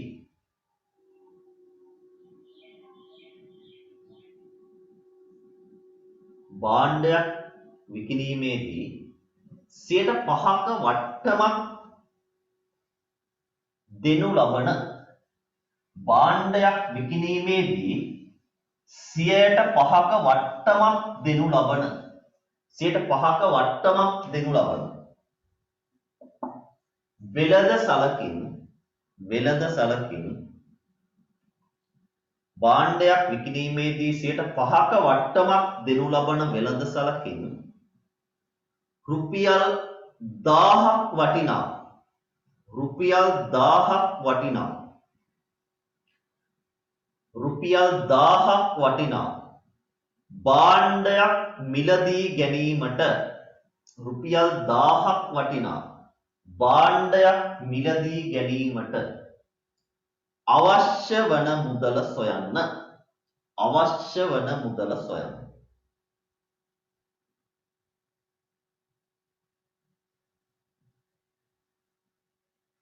අවශ්‍ය වන මුදල සොයන්න. හරිනේ? අවශ්‍ය වන මුදල සොයන්න. ඔයාලා හොද්දට ඔය ගාන කියවන්න. හොද්දට ගාන කියවන්න. එතකොට ඔයාලට තේරෙනවා මේකේ තියෙන දෙන්න තමයි වට්ටමයි හරි මෙහෙම 103ක වට්ටමන්නේ දෙනු ලබන වෙළඳ සැලකින් රුපියල් 800ක් වටිනා භාණ්ඩයක් මිලදී ගැනීමට අවශ්‍ය මුල. එහෙනම් මෙහෙම ගමු. මේ රුපියල් 1000ක් වටිනේ. රුපියල් 1000ක් වටින වට්ටම 100%යි. වට්ටම 100%යි. රුපියල් 1000ක් වටිනා භාණ්ඩයක් මිලදී ගැනීමට අවශ්‍ය මුදල නම් අපි ලියන්නේ වටිනාකමයි හරි වටිනාකමයි අවශ්‍ය මුදලයි. හරිද? නැත්නම් භාණ්ඩයේ මිලයි අවශ්‍ය මුදලයි. මේ දෙන්න මොනවා ඒක ලියන එක ඇත්තට ගැටලුවක් කරගන්න එපා ඈ. වටිනාකමයි අවශ්‍ය මුදලයි. තේරුණාද? වටිනාකමයි අවශ්‍ය මුදලයි. හරි. බලමු. වටිනාකමයි අවශ්‍ය මුදලයි ඈ. මේ දෙක ප්‍රශ්නයක් කරගන්න එපා. ඔයාලට මොනවා ලිව්වොත් මේක හරි. මොනවා ලිව්වත් කියන්නේ මේකට අදාළ. නැත්නම් ඔයාලා ලියන්න භාණ්ඩයේ මිලදී ගැනීමට අවශ්‍ය මුදල. එහෙමනේ අහන්නේ අපි. භාණ්ඩයේ මිල දීලා තියෙනවා. මිලදී ගැනීමට අවශ්‍ය මුදල අහලා තියෙනවා. හරි. මේ බලන්න. වට්ටම 100%යි. වට්ටම 100%යි කියන එකෙන් අදහස් කරන්නේ වටිනාකම 100යි නම් අපිට කඩේට දෙන්න ඕනේ 95යි කියලා නේද කියන්නේ. වට්ටමක් කියන්නේ මිල අඩු කිරීමක්නේ. දැන් ඔයාලා මේ දෙන්න ලියන එක ගැන හිතන්න එපා ඈ. 100යි නම් අපි ගෙවන්න ඕනේ 95යි. හොඳද? එහෙනම් 1000යි නම් අපි ගෙවන්න ඕන ගාන නේද මේ අහන්නේ. 1000යි නම් ගෙවන්න ඕන ගාන. හොඳද? ඒ කියන්නේ අපි දෙන්නේ හරි ලකුණු කළ මිලයි විකුණන මිලයි කියලා ලිව්වොත් ඔක් කමක් නැහැ. ඒ දෙන්න මොනවා ලිව්වත් කමක් නැහැ. නැත්තම් වටිනාකමයි අවශ්‍ය මුදල. ඒක ප්‍රශ්නයක් කරගන්න එපා ඈ. හරි දැන් ඔන්න 100 අනුදාව. මේ ක්‍රමේ තමයි දැන් මේක 95 අනු x නේ. භාග ලිව්වා 100 බෙදීම 1000 95 බෙදීම x ඕන බිංදු කපන්න එක අපේ ඕනම මේ. දැන් ගුණ කරමු. 1යි x සමානයි 95 වරක් 10 x සමානයි රුපියල් 950ක් ඕන. රුපියල් 950. හරි. තේරුණේ නැති අය ඉන්නවද ඒ ගාන? ඉන්නවනම් කියන්න. ඇයි මෙතෙන්ට 95 ගත්තේ කියලා අහන්න පුළුවන් ළමයි. වට්ටමක් නේ. වට්ටමක් කියන්නේ මිල අඩු කිරීම. 100යි නම් ඇත්තටම අපි කඩේට දෙන්නේ 95යි. ඒ රුපියල් 5ක් අඩු කරනවා. 1000යි නම් කඩේට දෙන්න ඕන ගන්න තමයි.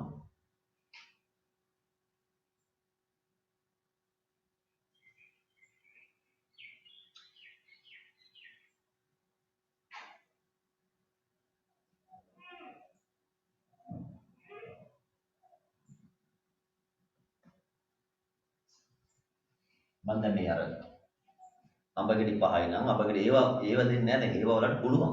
මේ වගේ මේ පොඩි අමාරු පැත්තකින් ගණන් ටික තමයි මම මේ හෙව්වේ. තව එක ගණනක් තියෙනවා කියලා දෙන්න. හරි. අපි ආය අභ්‍යාසය මේ වගේම ගණන් ඔයාලට එනවා ඈ. හරි. ඊළඟ ගණන්ට යන්න නම් බලන්න.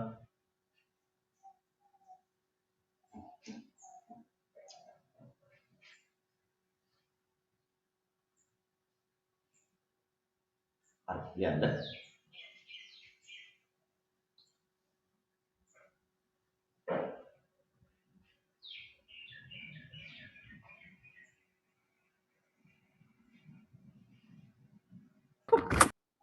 හරි. ලියන්න ඊළඟ ගණන. භාණ්ඩයක් විකිණීමේදී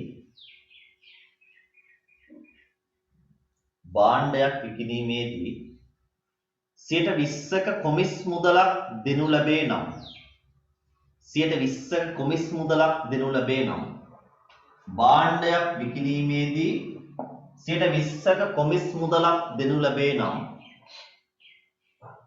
20%ක කොමිස් මුදලක් දෙනු ලැබේ නම් රුපියල් 18000ක් රුපියල් 18000ක් රුපියල් 18000ක් වටිනා භාණ්ඩයක් සඳහා ලැබෙන රුපියල් 18000ක් වටිනා භාණ්ඩයක් සඳහා ලැබෙන කොමිස් මුදල සොයන්න. කොමිස් මුදල සොයන්න. කොමිස් මුදල සොයන්න. හරි. අහගන්නකො. දැන් මෙතන ලියලා දෙන්න හොයන්නේ එහෙමයි. හරි. ඔයාලා ගානේ අවසානම වගන්තිය කියුවොත් අපිට මෙතන ලියලා දෙන්න ඕන නම් හොයාගන්න පුළුවන්. මොකද්ද මේක කියන්නේ? රුපියල් 18000ක් වටිනා භාණ්ඩයක් සඳහා ලැබෙන කොමිස් මුදල. එහෙනම් මේක ලියන්න ඕනේ වටිනාකමයි කොමිස් මුදලයි. අන්තිම ඡේදයෙන් උත්තරේ ගත්ත හැකි. මේ අර මෙතන ලියන දෙන්න හොයාගත්ත හැකි. ඊට උඩ ගාන බලන්නකො මෙහෙමනේ තිබ්බේ. රුපියල් 1000ක් වටිනා භාණ්ඩයක් මිලදී ගැනීමට අවශ්‍ය මුදල. ඒතර අපි ලියන්නේ වටිනාකමයි අවශ්‍ය මුදලයි. අන්තිම ඡේදයෙන් කියනවා ලියන්න ඕන දෙන්න මේ. රුපියල් 18000ක් වටිනා භාණ්ඩයක් සඳහා ලැබෙන කොමිස් මුදල. හරි? වටිනාකමයි කොමිස් මුදලයි. කොමිස් මුදලයි. නමුත් අපිට මේ දෙන්න නොලියවුණත් අර උත්තර ගන්න පුළුවන් ඈ. හරි බලමු එහෙනම්. වටිනාකම රුපියල් 100යි නම්. හැම වෙලේම ප්‍රතිශතයෙන් අපි ගාන හදලා ඉන්න එපේ. 100යි නම් කොමිස් මුදල 20යි. 80 නෙමෙයි. කොමිස් මුදල කියන්නේ 20යි. මේකේ කොමිස් මුදලනේ අහන්නේ. ඒතර 20යි. රුපියල් 18000යි නම් ඉතින් අපි දන්නේ නැහැ. ඒක තමයි මේ හොයන්නේ. ගාන හදලා දෙන්න තනියම. තනියම ගාන හදලා දෙන්න.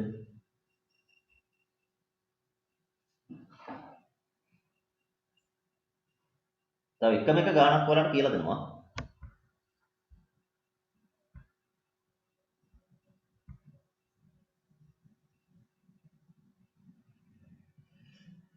ඔයාලා මැසේජ් දෙවන්න එපා මට කතා කරලා කියන්න මොකද මැසේජ් දකින්නේ නැහැ එකයි ඈ.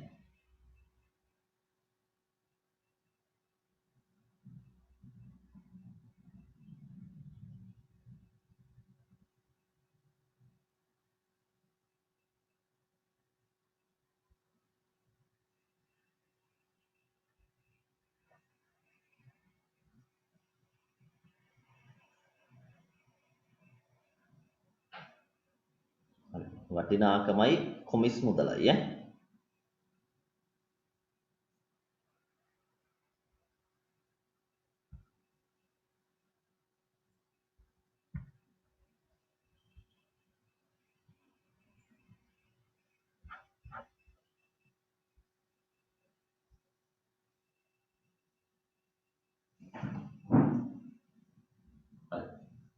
උත්තරේ ගමුනේ 100 අණු 18000 20 අණු x 20 අණු x 100 බෙදීම 18000 20 බෙදීම x බිංදු කපාන ගියත් අපිට ලේසි. right 1යි x සමානයි 180 ගුණ කිරීම 20යි. x සමානයි රුපියල් 3600යි. රුපියල් 3600යි. හරිනේ? රුපියල් 3600යි. රුපියල් 3600යි. හා. තව එකක් මම ඔයාලට කියලා දෙනවා ඈ. රුපියල් 3600යි. හරි අපි මේ ගානට යමු. හොඳට හිතලා මේක කරන්න. කියලා දෙන අන්තිම ගාන. හරි. ලියන්න.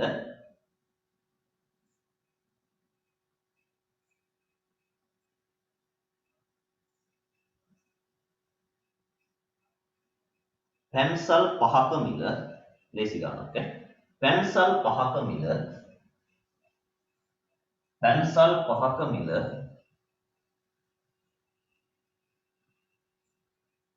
පැන්සල් 5ක මිල රුපියල්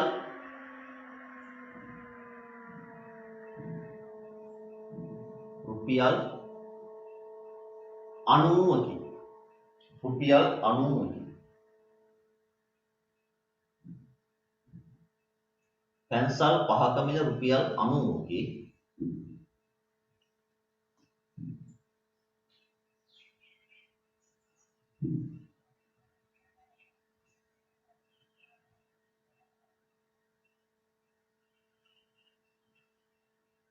රුපියල් 144කට මිලදී ගත හැකි. රුපියල් 144කට මිලදී ගත හැකි. පැන්සල් ගණන සොයන්න. පැන්සල් ගණන සොයන්න. රුපියල් 144කට මිලදී ගත හැකි පැන්සල් ගණන සොයන්න. බලන්න උඩින් ලියන දෙන්න ලියන්න කවුද කියලා. අපි ලියන්න ඕනේ මේකේ. ඒක මාරු වුණාට කමක් නැහැ. පැන්සල් ගණනයි මිලයි. ඔක තමයි දෙන්න. පැන්සල් ගණනයි මිලයි. හරි? පැන්සල් ගණනයි මිලයි. හරි. ලියන්න සම්බන්ධතා දෙක. පැන්සල් ගණනයි මිලයි. පැන්සල් ගණනයි මිලයි. පැන්සල් 5යි මිල 90යි. පැන්සල් 5යි මිල 90යි. ඊළඟට දීලා තියෙන්නේ මොනවද? ඊළඟට දීලා තියෙන්නේ මිල. පැන්සල් ගණනක් නෙමෙයි. මිලක් නම් මිල කැලින් දාන්න. ඒතර හොයන්න ඕනේ කවුද? පැන්සල් ගණන ඔච්චරයි තියෙන්නේ. පැන්සල් ගණන හොයනවා නම් පැන්සල් ගණනෙන් දාන්න. මිල හොයනවා නම් මිලේ දාන්න. දැන් ඉතින් අපි ලියනවා 5 x 90 144 ඉදිරියට යන්න 5 x සමානයි 90 144 නැත්නම් ඕන තව ක්‍රමයක් කියන්නම් මේක අනිත් පැත්තට ලියන්න පුළුවන් මෙහෙම ලියන්න පුළුවන් x 5 යට ඉඳලා ලියන්න පුළුවන් x 5 සමානයි 144 90 කියලා ලියන්න පුළුවන් කොහොම හදුවත් එකයි ඈ හරි හදමු බලන්න මේ කොහොම නේ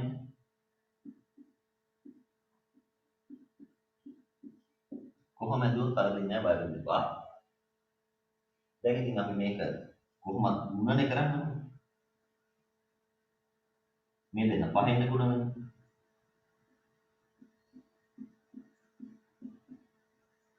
වෙනවා මාත් හදනවලත් එක්කම කොහොම නෙන්න ඕනේ ඒ කියන්නේ අමාරු නෑ නේ කොයි පැත්තට આવත් අපිට ප්‍රශ්නයක් නෑ මෙහෙම ගුණ කරන නිසා දැන් දෙපැත්තම 90න් බෙදන්න x ගාව ඉන්න කෙනාගෙන් බෙදන්න ඕනේ විනායකෙන් බෙදලා හරියන්නේ නෑ ඔන්න x සමානයි උත්තරේ ලැබෙනවා නේ මේ දෙන කැපෙනවා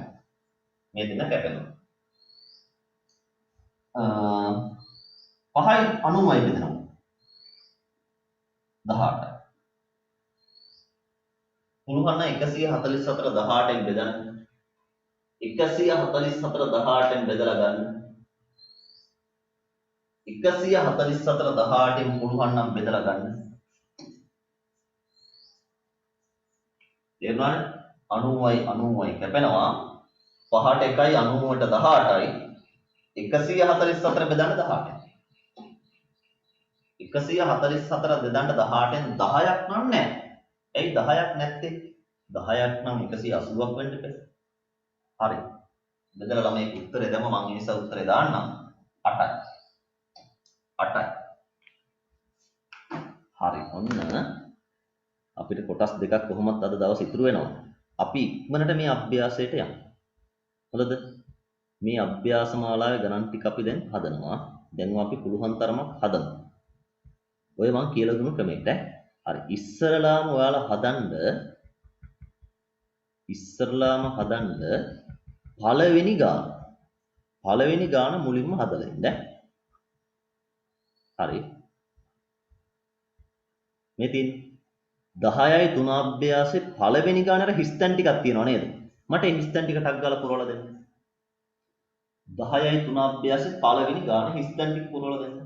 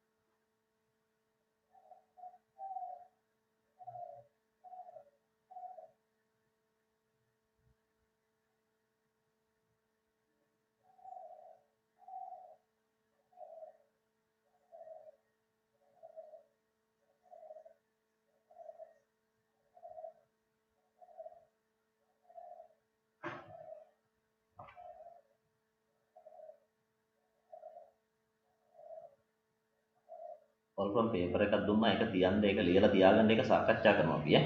ඒක ප්‍රස්තාර ගන්න විතරක් ඔයාලට හදන්න බැරුව ඇති. ඒක ඔක්කොම පුළුවන්. මම ඒක පේපර් එක ලැබුණ නැති අයටත් මම අද පේපර් එක දානවා ඒක කරන්න ඕන අනිත් අය ඈ.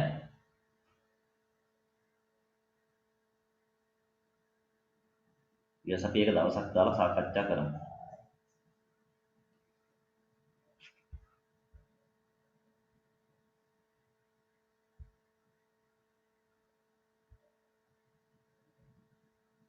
හරි. අපි නම් අභ්‍යාසයේ පළවෙනි ගාන බලමු. හොඳද? මේ ඔය දෙවෙනි ගාන චුට්ටක් ළමයි කියවන්න. ඒ දෙවෙනි ගාන කියනවාද මෙහෙම. පහත සඳහන් එක් ගැටලුව මුලින් ඊ සටහනක් ඇඳ. ඉන්පසු වීජීය සමීකරණයක් ලියා සමානුපාත භාවිතයෙන් විසඳන්න කියලා. ඒ කියන්නේ මේ ක්‍රමේ තමයි ඔය කියන්නේ. අර මෙතන ඊ සටහනක් කියන්නේ මේක පොතේ මෙන්න මෙහෙම තියෙනවා. මම ඒක වලට අඳින්න කිව්වේ නැහැ. මෙහෙම. ඔක ඇඳන්නත් වැඩේ කරන්න පුළුවන්. ඊ සටහනක් කියන්නේ ඔහොම. අර මම මේක අඳින්න නොකියුවේ පොඩි වෙන හේතුවකට. අපි තුන්වෙනි ක්‍රමේදී ඔක අඳින්නේ වෙන විදිහකට ඒකයි. මිසාල මේක අඳින්නේ මේ ඊ තලයක් මෙහෙම දාන්න ඉතින්. 5.90යි මේක මෙච්චරයි කියලා. ඒක ප්‍රශ්නයක් කරගන්න එපා ඈ. හරි. අපි පළවෙනි ගන්න උත්තර ටික බලමුද එහෙනම්? හරි මෙහෙමයි තියෙන්නේ ඈ. 2.5නේ තියෙන්නේ. 2.5 නම් එන්න ඕනේ මෙහෙම. දැන් මම කියන විදිහ බලන්න ඔයාලගේ ගානේ තියනවාද කියලා මම ඔයාලා ඔය බෝඩ් එක බලාගත්තත් කමක් නැහැ. 2න් 8 ලැබුණේ හොඳද? 2න් 8 ලැබුණේ 4න් ගුණ වෙලානේ. එහෙනම් 5ත් ගුණ වෙන්න ඕනේ 4න්. 20 එන්න ඕනේ හිස් තැනට. පළවෙනි ගානේ හිස් තැනට 20 එන්න ඕනේ. ඒ ගානේ. B ගානේ බලන්න. 4න් 20 ලැබුණේ 5න් ගුණ වෙලානේ. එහෙනම් 3ත් 5න් ගුණ වුණොත් 15යි. මුලට එන්න ඕනේ 15. 15 වෙන්න ඕනේ. C ගානේ බලන්නකෝ. 5න් 40 ලැබුණේ 8න් ගුණ වෙලානේ. එහෙනම් 3 වරක් 8 24යි. ඊළඟ ස්ථාන 24යි. 24යි. ඊළඟ 1න් 8 ලැබුණේ 8න් ගුණ වෙලානේ. එහෙනම් 4 වරක් 8 32යි. 32 98 එන්න ඕනේ. 32 98. ඊළඟ ගන්න බලන්න. 8 වරක් 3නේ 24. නැත්තම් 24 3ෙන් බෙදුවොත් නේ 8 ආවේ. එහෙනම් 15 3ෙන් බෙදුවොත් 5 එන්න ඕනේ. පළවෙනි හිස්තැනට 5 එන්න ඕනේ. 5 වරක් 3නේ 15. ඊළඟ හිස්තැන බලන්න. 6 වරක් නම් 5 තමයි 30. එහෙම නැත්තම් 30 6ෙන් බෙදුවොත් 5යි නම් 30 5ෙන් බෙදුවොත් 6යි නම් 35 5ෙන් බෙදුවොත් 7යි. එන්න ඕනේ 7. හරි නේද? 7 එන්න ඕනේ. දැන් එහෙනම් ඔයාලා ගෙදරින් ප්‍රධානාංක දෙකේ ගණන් ඔක්කොම හදන්න. හරි? ප්‍රධානාංක දෙකේ ගණන් ටික ඔක්කොම හදන්න අපි ඊළඟ දවසේ ඒක සාකච්ඡා කරලා ඊළඟ කොටසට යනවා. ඔන්න ලබන සතියේ නම් හරි අපිට අපි අර කතා නිර්මාණ ලබන සතියේ කරමු. හොඳද? හරි. එහෙනම් අදට පන්ති ඉවරයි. ඔය ප්‍රධානාංක දෙක හදන්න. හරි. ආයුබෝවන්. ආයුබෝවන් සර්. ආයුබෝවන් සර්. ආයුබෝවන් සර්. ආයුබෝවන් සර්. සර් ඕ සර් සූත්‍රවල මිශ්‍ර අභ්‍යාස තියෙන්නේ. ඔව් ඒකේ කියන්න. පළවෙනි ගාන හදලා පෙන්නන්න පුළුවන්ද? දැන් හදලා පෙන්නන්නද? ඔව්. හරි. චුට්ටක් ඉන්න.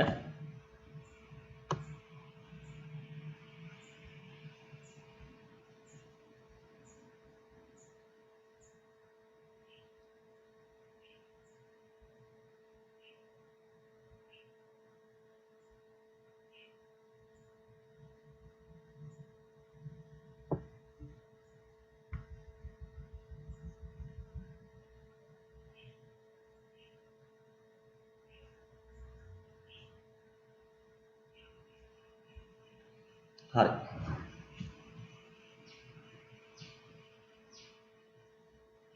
ඔය ගාන එදා මම හැබැයි කියලා දුන්නා පූර්ණේ නේද? ඔව්. හරි ඒක පුතේ මම එදා හැබැයි කියලා දුන්නා. හරි අදත් ආයෙ පාරක් කියලා දෙන්නම්. ඔය පළවෙනි ගානනේ. ඔව්. හරි. ඕක අපි එදා ගාන හැදුව කමක් නැහැ. මම අපව කියලා දුන්නා. P සමානයි C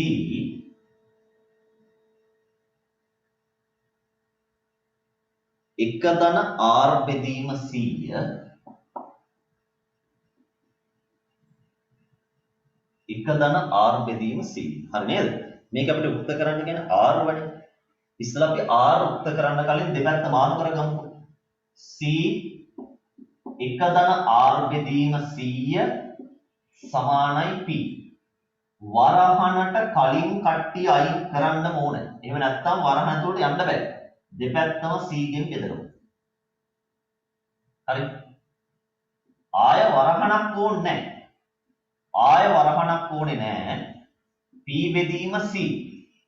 දැන් මෙතන තියෙන්නේ ගොඩවල් දෙකක් නේ. අපිට ඕන කොට තියාගන්න. අපිට ඕනේ මෙයානේ. එක එපානේ. එක දානවා එහා පැත්තට. එතකොට R බෙදීම 100 සමානයි P බෙදීම C අඩු කිරීම එකයි. මේ එක දැම්ම එහා පැත්තට. හරිනේ. R බෙදීම 100 සමානයි P බෙදීම C අඩු කිරීම 1යි. දැන් අපිට ඕනේ R නේ 100න් බෙදුණු නිසා අපි කරන්නේ දෙපැත්තම 100න් ගුණ කරනවා. ඔක්කොම 100න් ගුණ. හරිනම් මේ හැම කෙනාම 100න් ගුණ කරන්න ඕනේ. ඊට වඩා ලේසියිනේ මෙහෙම. P බෙදීම C අඩු කිරීම 1 මෙහෙම දෙන්නම 100න් ගුණ කරනවා. එහෙම නැත්නම් P බෙදීම C ගුණ කිරීම 100 1 ගුණ කිරීම C කියලා දෙපාරක් ගුණ කරන්න ඕනේ. හැබැයි වරහණක් දැම්මොත් එකපාරක්. ඔන්න R තනි වුණා.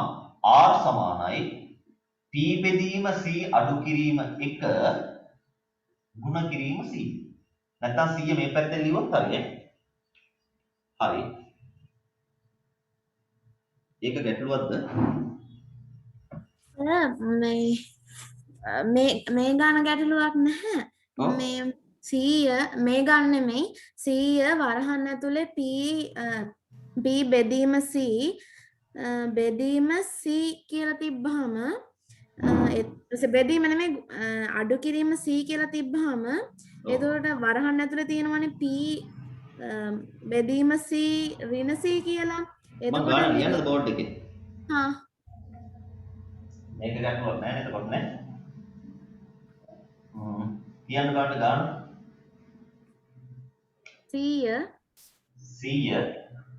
ඔව් වරහන් ඇතුලේ P බෙදීම C ඍණ C ඉම්පස් එච්චරයි. කාටද සමාන වෙන්නේ? R සර් දැන් ඕකේ තේරුම මේ වරහන් ඇතුලේ තියෙන්නේ P බෙදීම C ඒකේ C වලට P ඍණ C කියන සේරම C වලින් බෙදන්න ඕනි කියලාද කියන්නේ? නෑ පුතේ. නැත්නම් P විතරයිද? මේ මෙහෙම තිබ්බොත් බෙදන්නේ C වලින් P විතරයි. මේක ඉර දිගටම තියෙනවා නම් අන්න එහෙනම් අපි කරන්න ඕනේ අඩු කරලා තමයි C ගෙන් බෙදන්න ඕනේ. මේ ඉර දිගටම නැත්තම් මෙතෙන්ට විතරක් නම් අපි P විතරයි C ගෙන් බෙදන්නේ. මේ ඉර දිගටම ගහලා තිබ්බොත් අපිට බෙදන්න බෑ පළවෙනියෙන්. අපි එහෙනම් අඩු කරලා ඉවර වෙලා තමයි C වලින් බෙදන්නේ. හරිද? එතකොට අඩු කරලා ඉවර වෙලයි C ගෙන් බෙදන්නේ. හරි දැන් මොකක්ද උනේ? සර් ඒතොර කලින් ගාන මේ R හොයන්න තියෙද්දින් C වලින් අර ගන්න මේ C වලින් අර වරහන් ඇතුලේනේ C තිබ්බේ වරහෙන් පිටනේ C තිබ්බේ. ඒවා මේ C වලින් අනිත් ඒවා ගුණ කරලා කරන්න බෑද? පුළුවන්. සර් එහෙම පෙන්නන්නෝ කරලා. පුළුවන්. හරි. ඔයා එහෙම හැදුවේ නේ? හරි. මම ක්‍රම දෙකටම හැදුවා. මේ බලන්න C එක R බෙදීම 100 සමානයි P. C ගෙන් ගුණ කරලා C දැන් 1යි C කියන්න පුළුවන්. මේකෙන් ගුණ කරපුවම RC බෙදීම 100 සමානයි P. වරහන් ගුණ කරලා පුළුවන් ඈ. දැන් C දානවා එහා පැත්තට. හොඳද? C දානවා එහා පැත්තට. RC බෙදීම 100 සමානයි P ඍණ C. C දානවා එහා පැත්තට. P ඍණ C. දැන් අපිට ඉස්සෙල්ලාම බෙදීමක් අයින් කරගන්න එපා. මේ බෙදීම අයින් කරගන්න ඕන නිසා දෙපැත්තම 100න් ගුණ කරනවා. ඔන්න තේරුම් නැත්නම් අහන්න. දෙපැත්තම 100න් ගුණ කරද්දී මේක අපිට ඔයාට ඕනම් පුළුවන් මේක වෙන වෙනම 100න් ගුණ කරන්නත් පුළුවන්. වරහණක් දාලා 100න් ගුණ කරන්නත් පුළුවන්. හරි. මම ඔහොම ලිව්ව ප්‍රශ්නයක් නෑනේ. බෙදීමේ 100 නයින් කරගන්න ඕනේ. හරි නේද? හරි සර්. මෙයාට මෙයා කැපෙනවා. RC සමානයි ඕනනම් මට පුළුවන් 100 ඉස්සරහින් දාලා මෙහෙම ලියන්න පුළුවන්. ඒව ප්‍රශ්න නෙමෙයි ඈ. P ඍණ C. දැන් මට ඕනේ R නේ. දෙපැත්තම c ගෙන් බෙදනවා. දෙපැත්තම c ගෙන් බෙදනවා. අර ඔයාලා කියපු උත්තරෙම දැන් එනවා. මේකේ ඔක්කොම c ගෙන් බෙදන්න. ඔක්කොම c ගෙන් බෙදන්න. එහෙනම් ඔන්න ඔහොමයි වගේ පිළිතුර සකස් වෙන්න ඕනේ. r සමානයි cයි p ඍණ c පූර්ණිකේ මෙතන p බෙදීම c කියලානේ. ඒකෙන්න ඕනේ මේ දෙන්නම තමා c ගෙන් බෙදන්න ඕනේ. ඒක මේ 100 එක්කම බෙදීම තිබ්බත් ප්‍රශ්නයක් නෑ ගුණ කිරීමක් තියෙන නිසා. මේ මෙහෙමයි එන්න ඕනේ උත්තරය. හරිනේද? ඔයා ඉස්සරලා කිව්වේ p බෙදීම c විතරනේ. එහෙම බෑ. මේ දෙන්නම තමා c ගෙන් බෙදෙන්න ඕනේ. හරිනේ? හරි සර්. කොහොමත් වෙන්න පුළුවන් නේ. හරි. සර් එතකොට කලින් එකේ ආව ඔය උත්තරේ නෙවෙයිනේ. ඒ කියන්නේ කලින් ගානේ උත්තරේ ආවේ 100 වරහන් ඇතුලේ p බෙදීම c ඍණ 1 කියලා.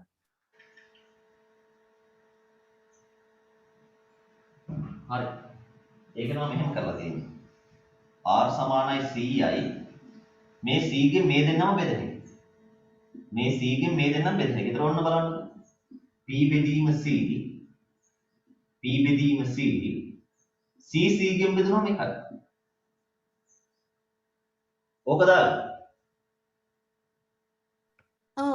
හරි ඒත් හරි. ආයෙත් හරි. මෙතන එක නම් මේක හරි. ඇයි මේ c ගෙන් මේ දෙන්නම බෙද හැකියි. p ගෙන් c බෙදනවා pc c c ගෙන් බෙදනවා මේකයි. ඒක හරියන්නේ. Thank you sir. හරියන්නේ.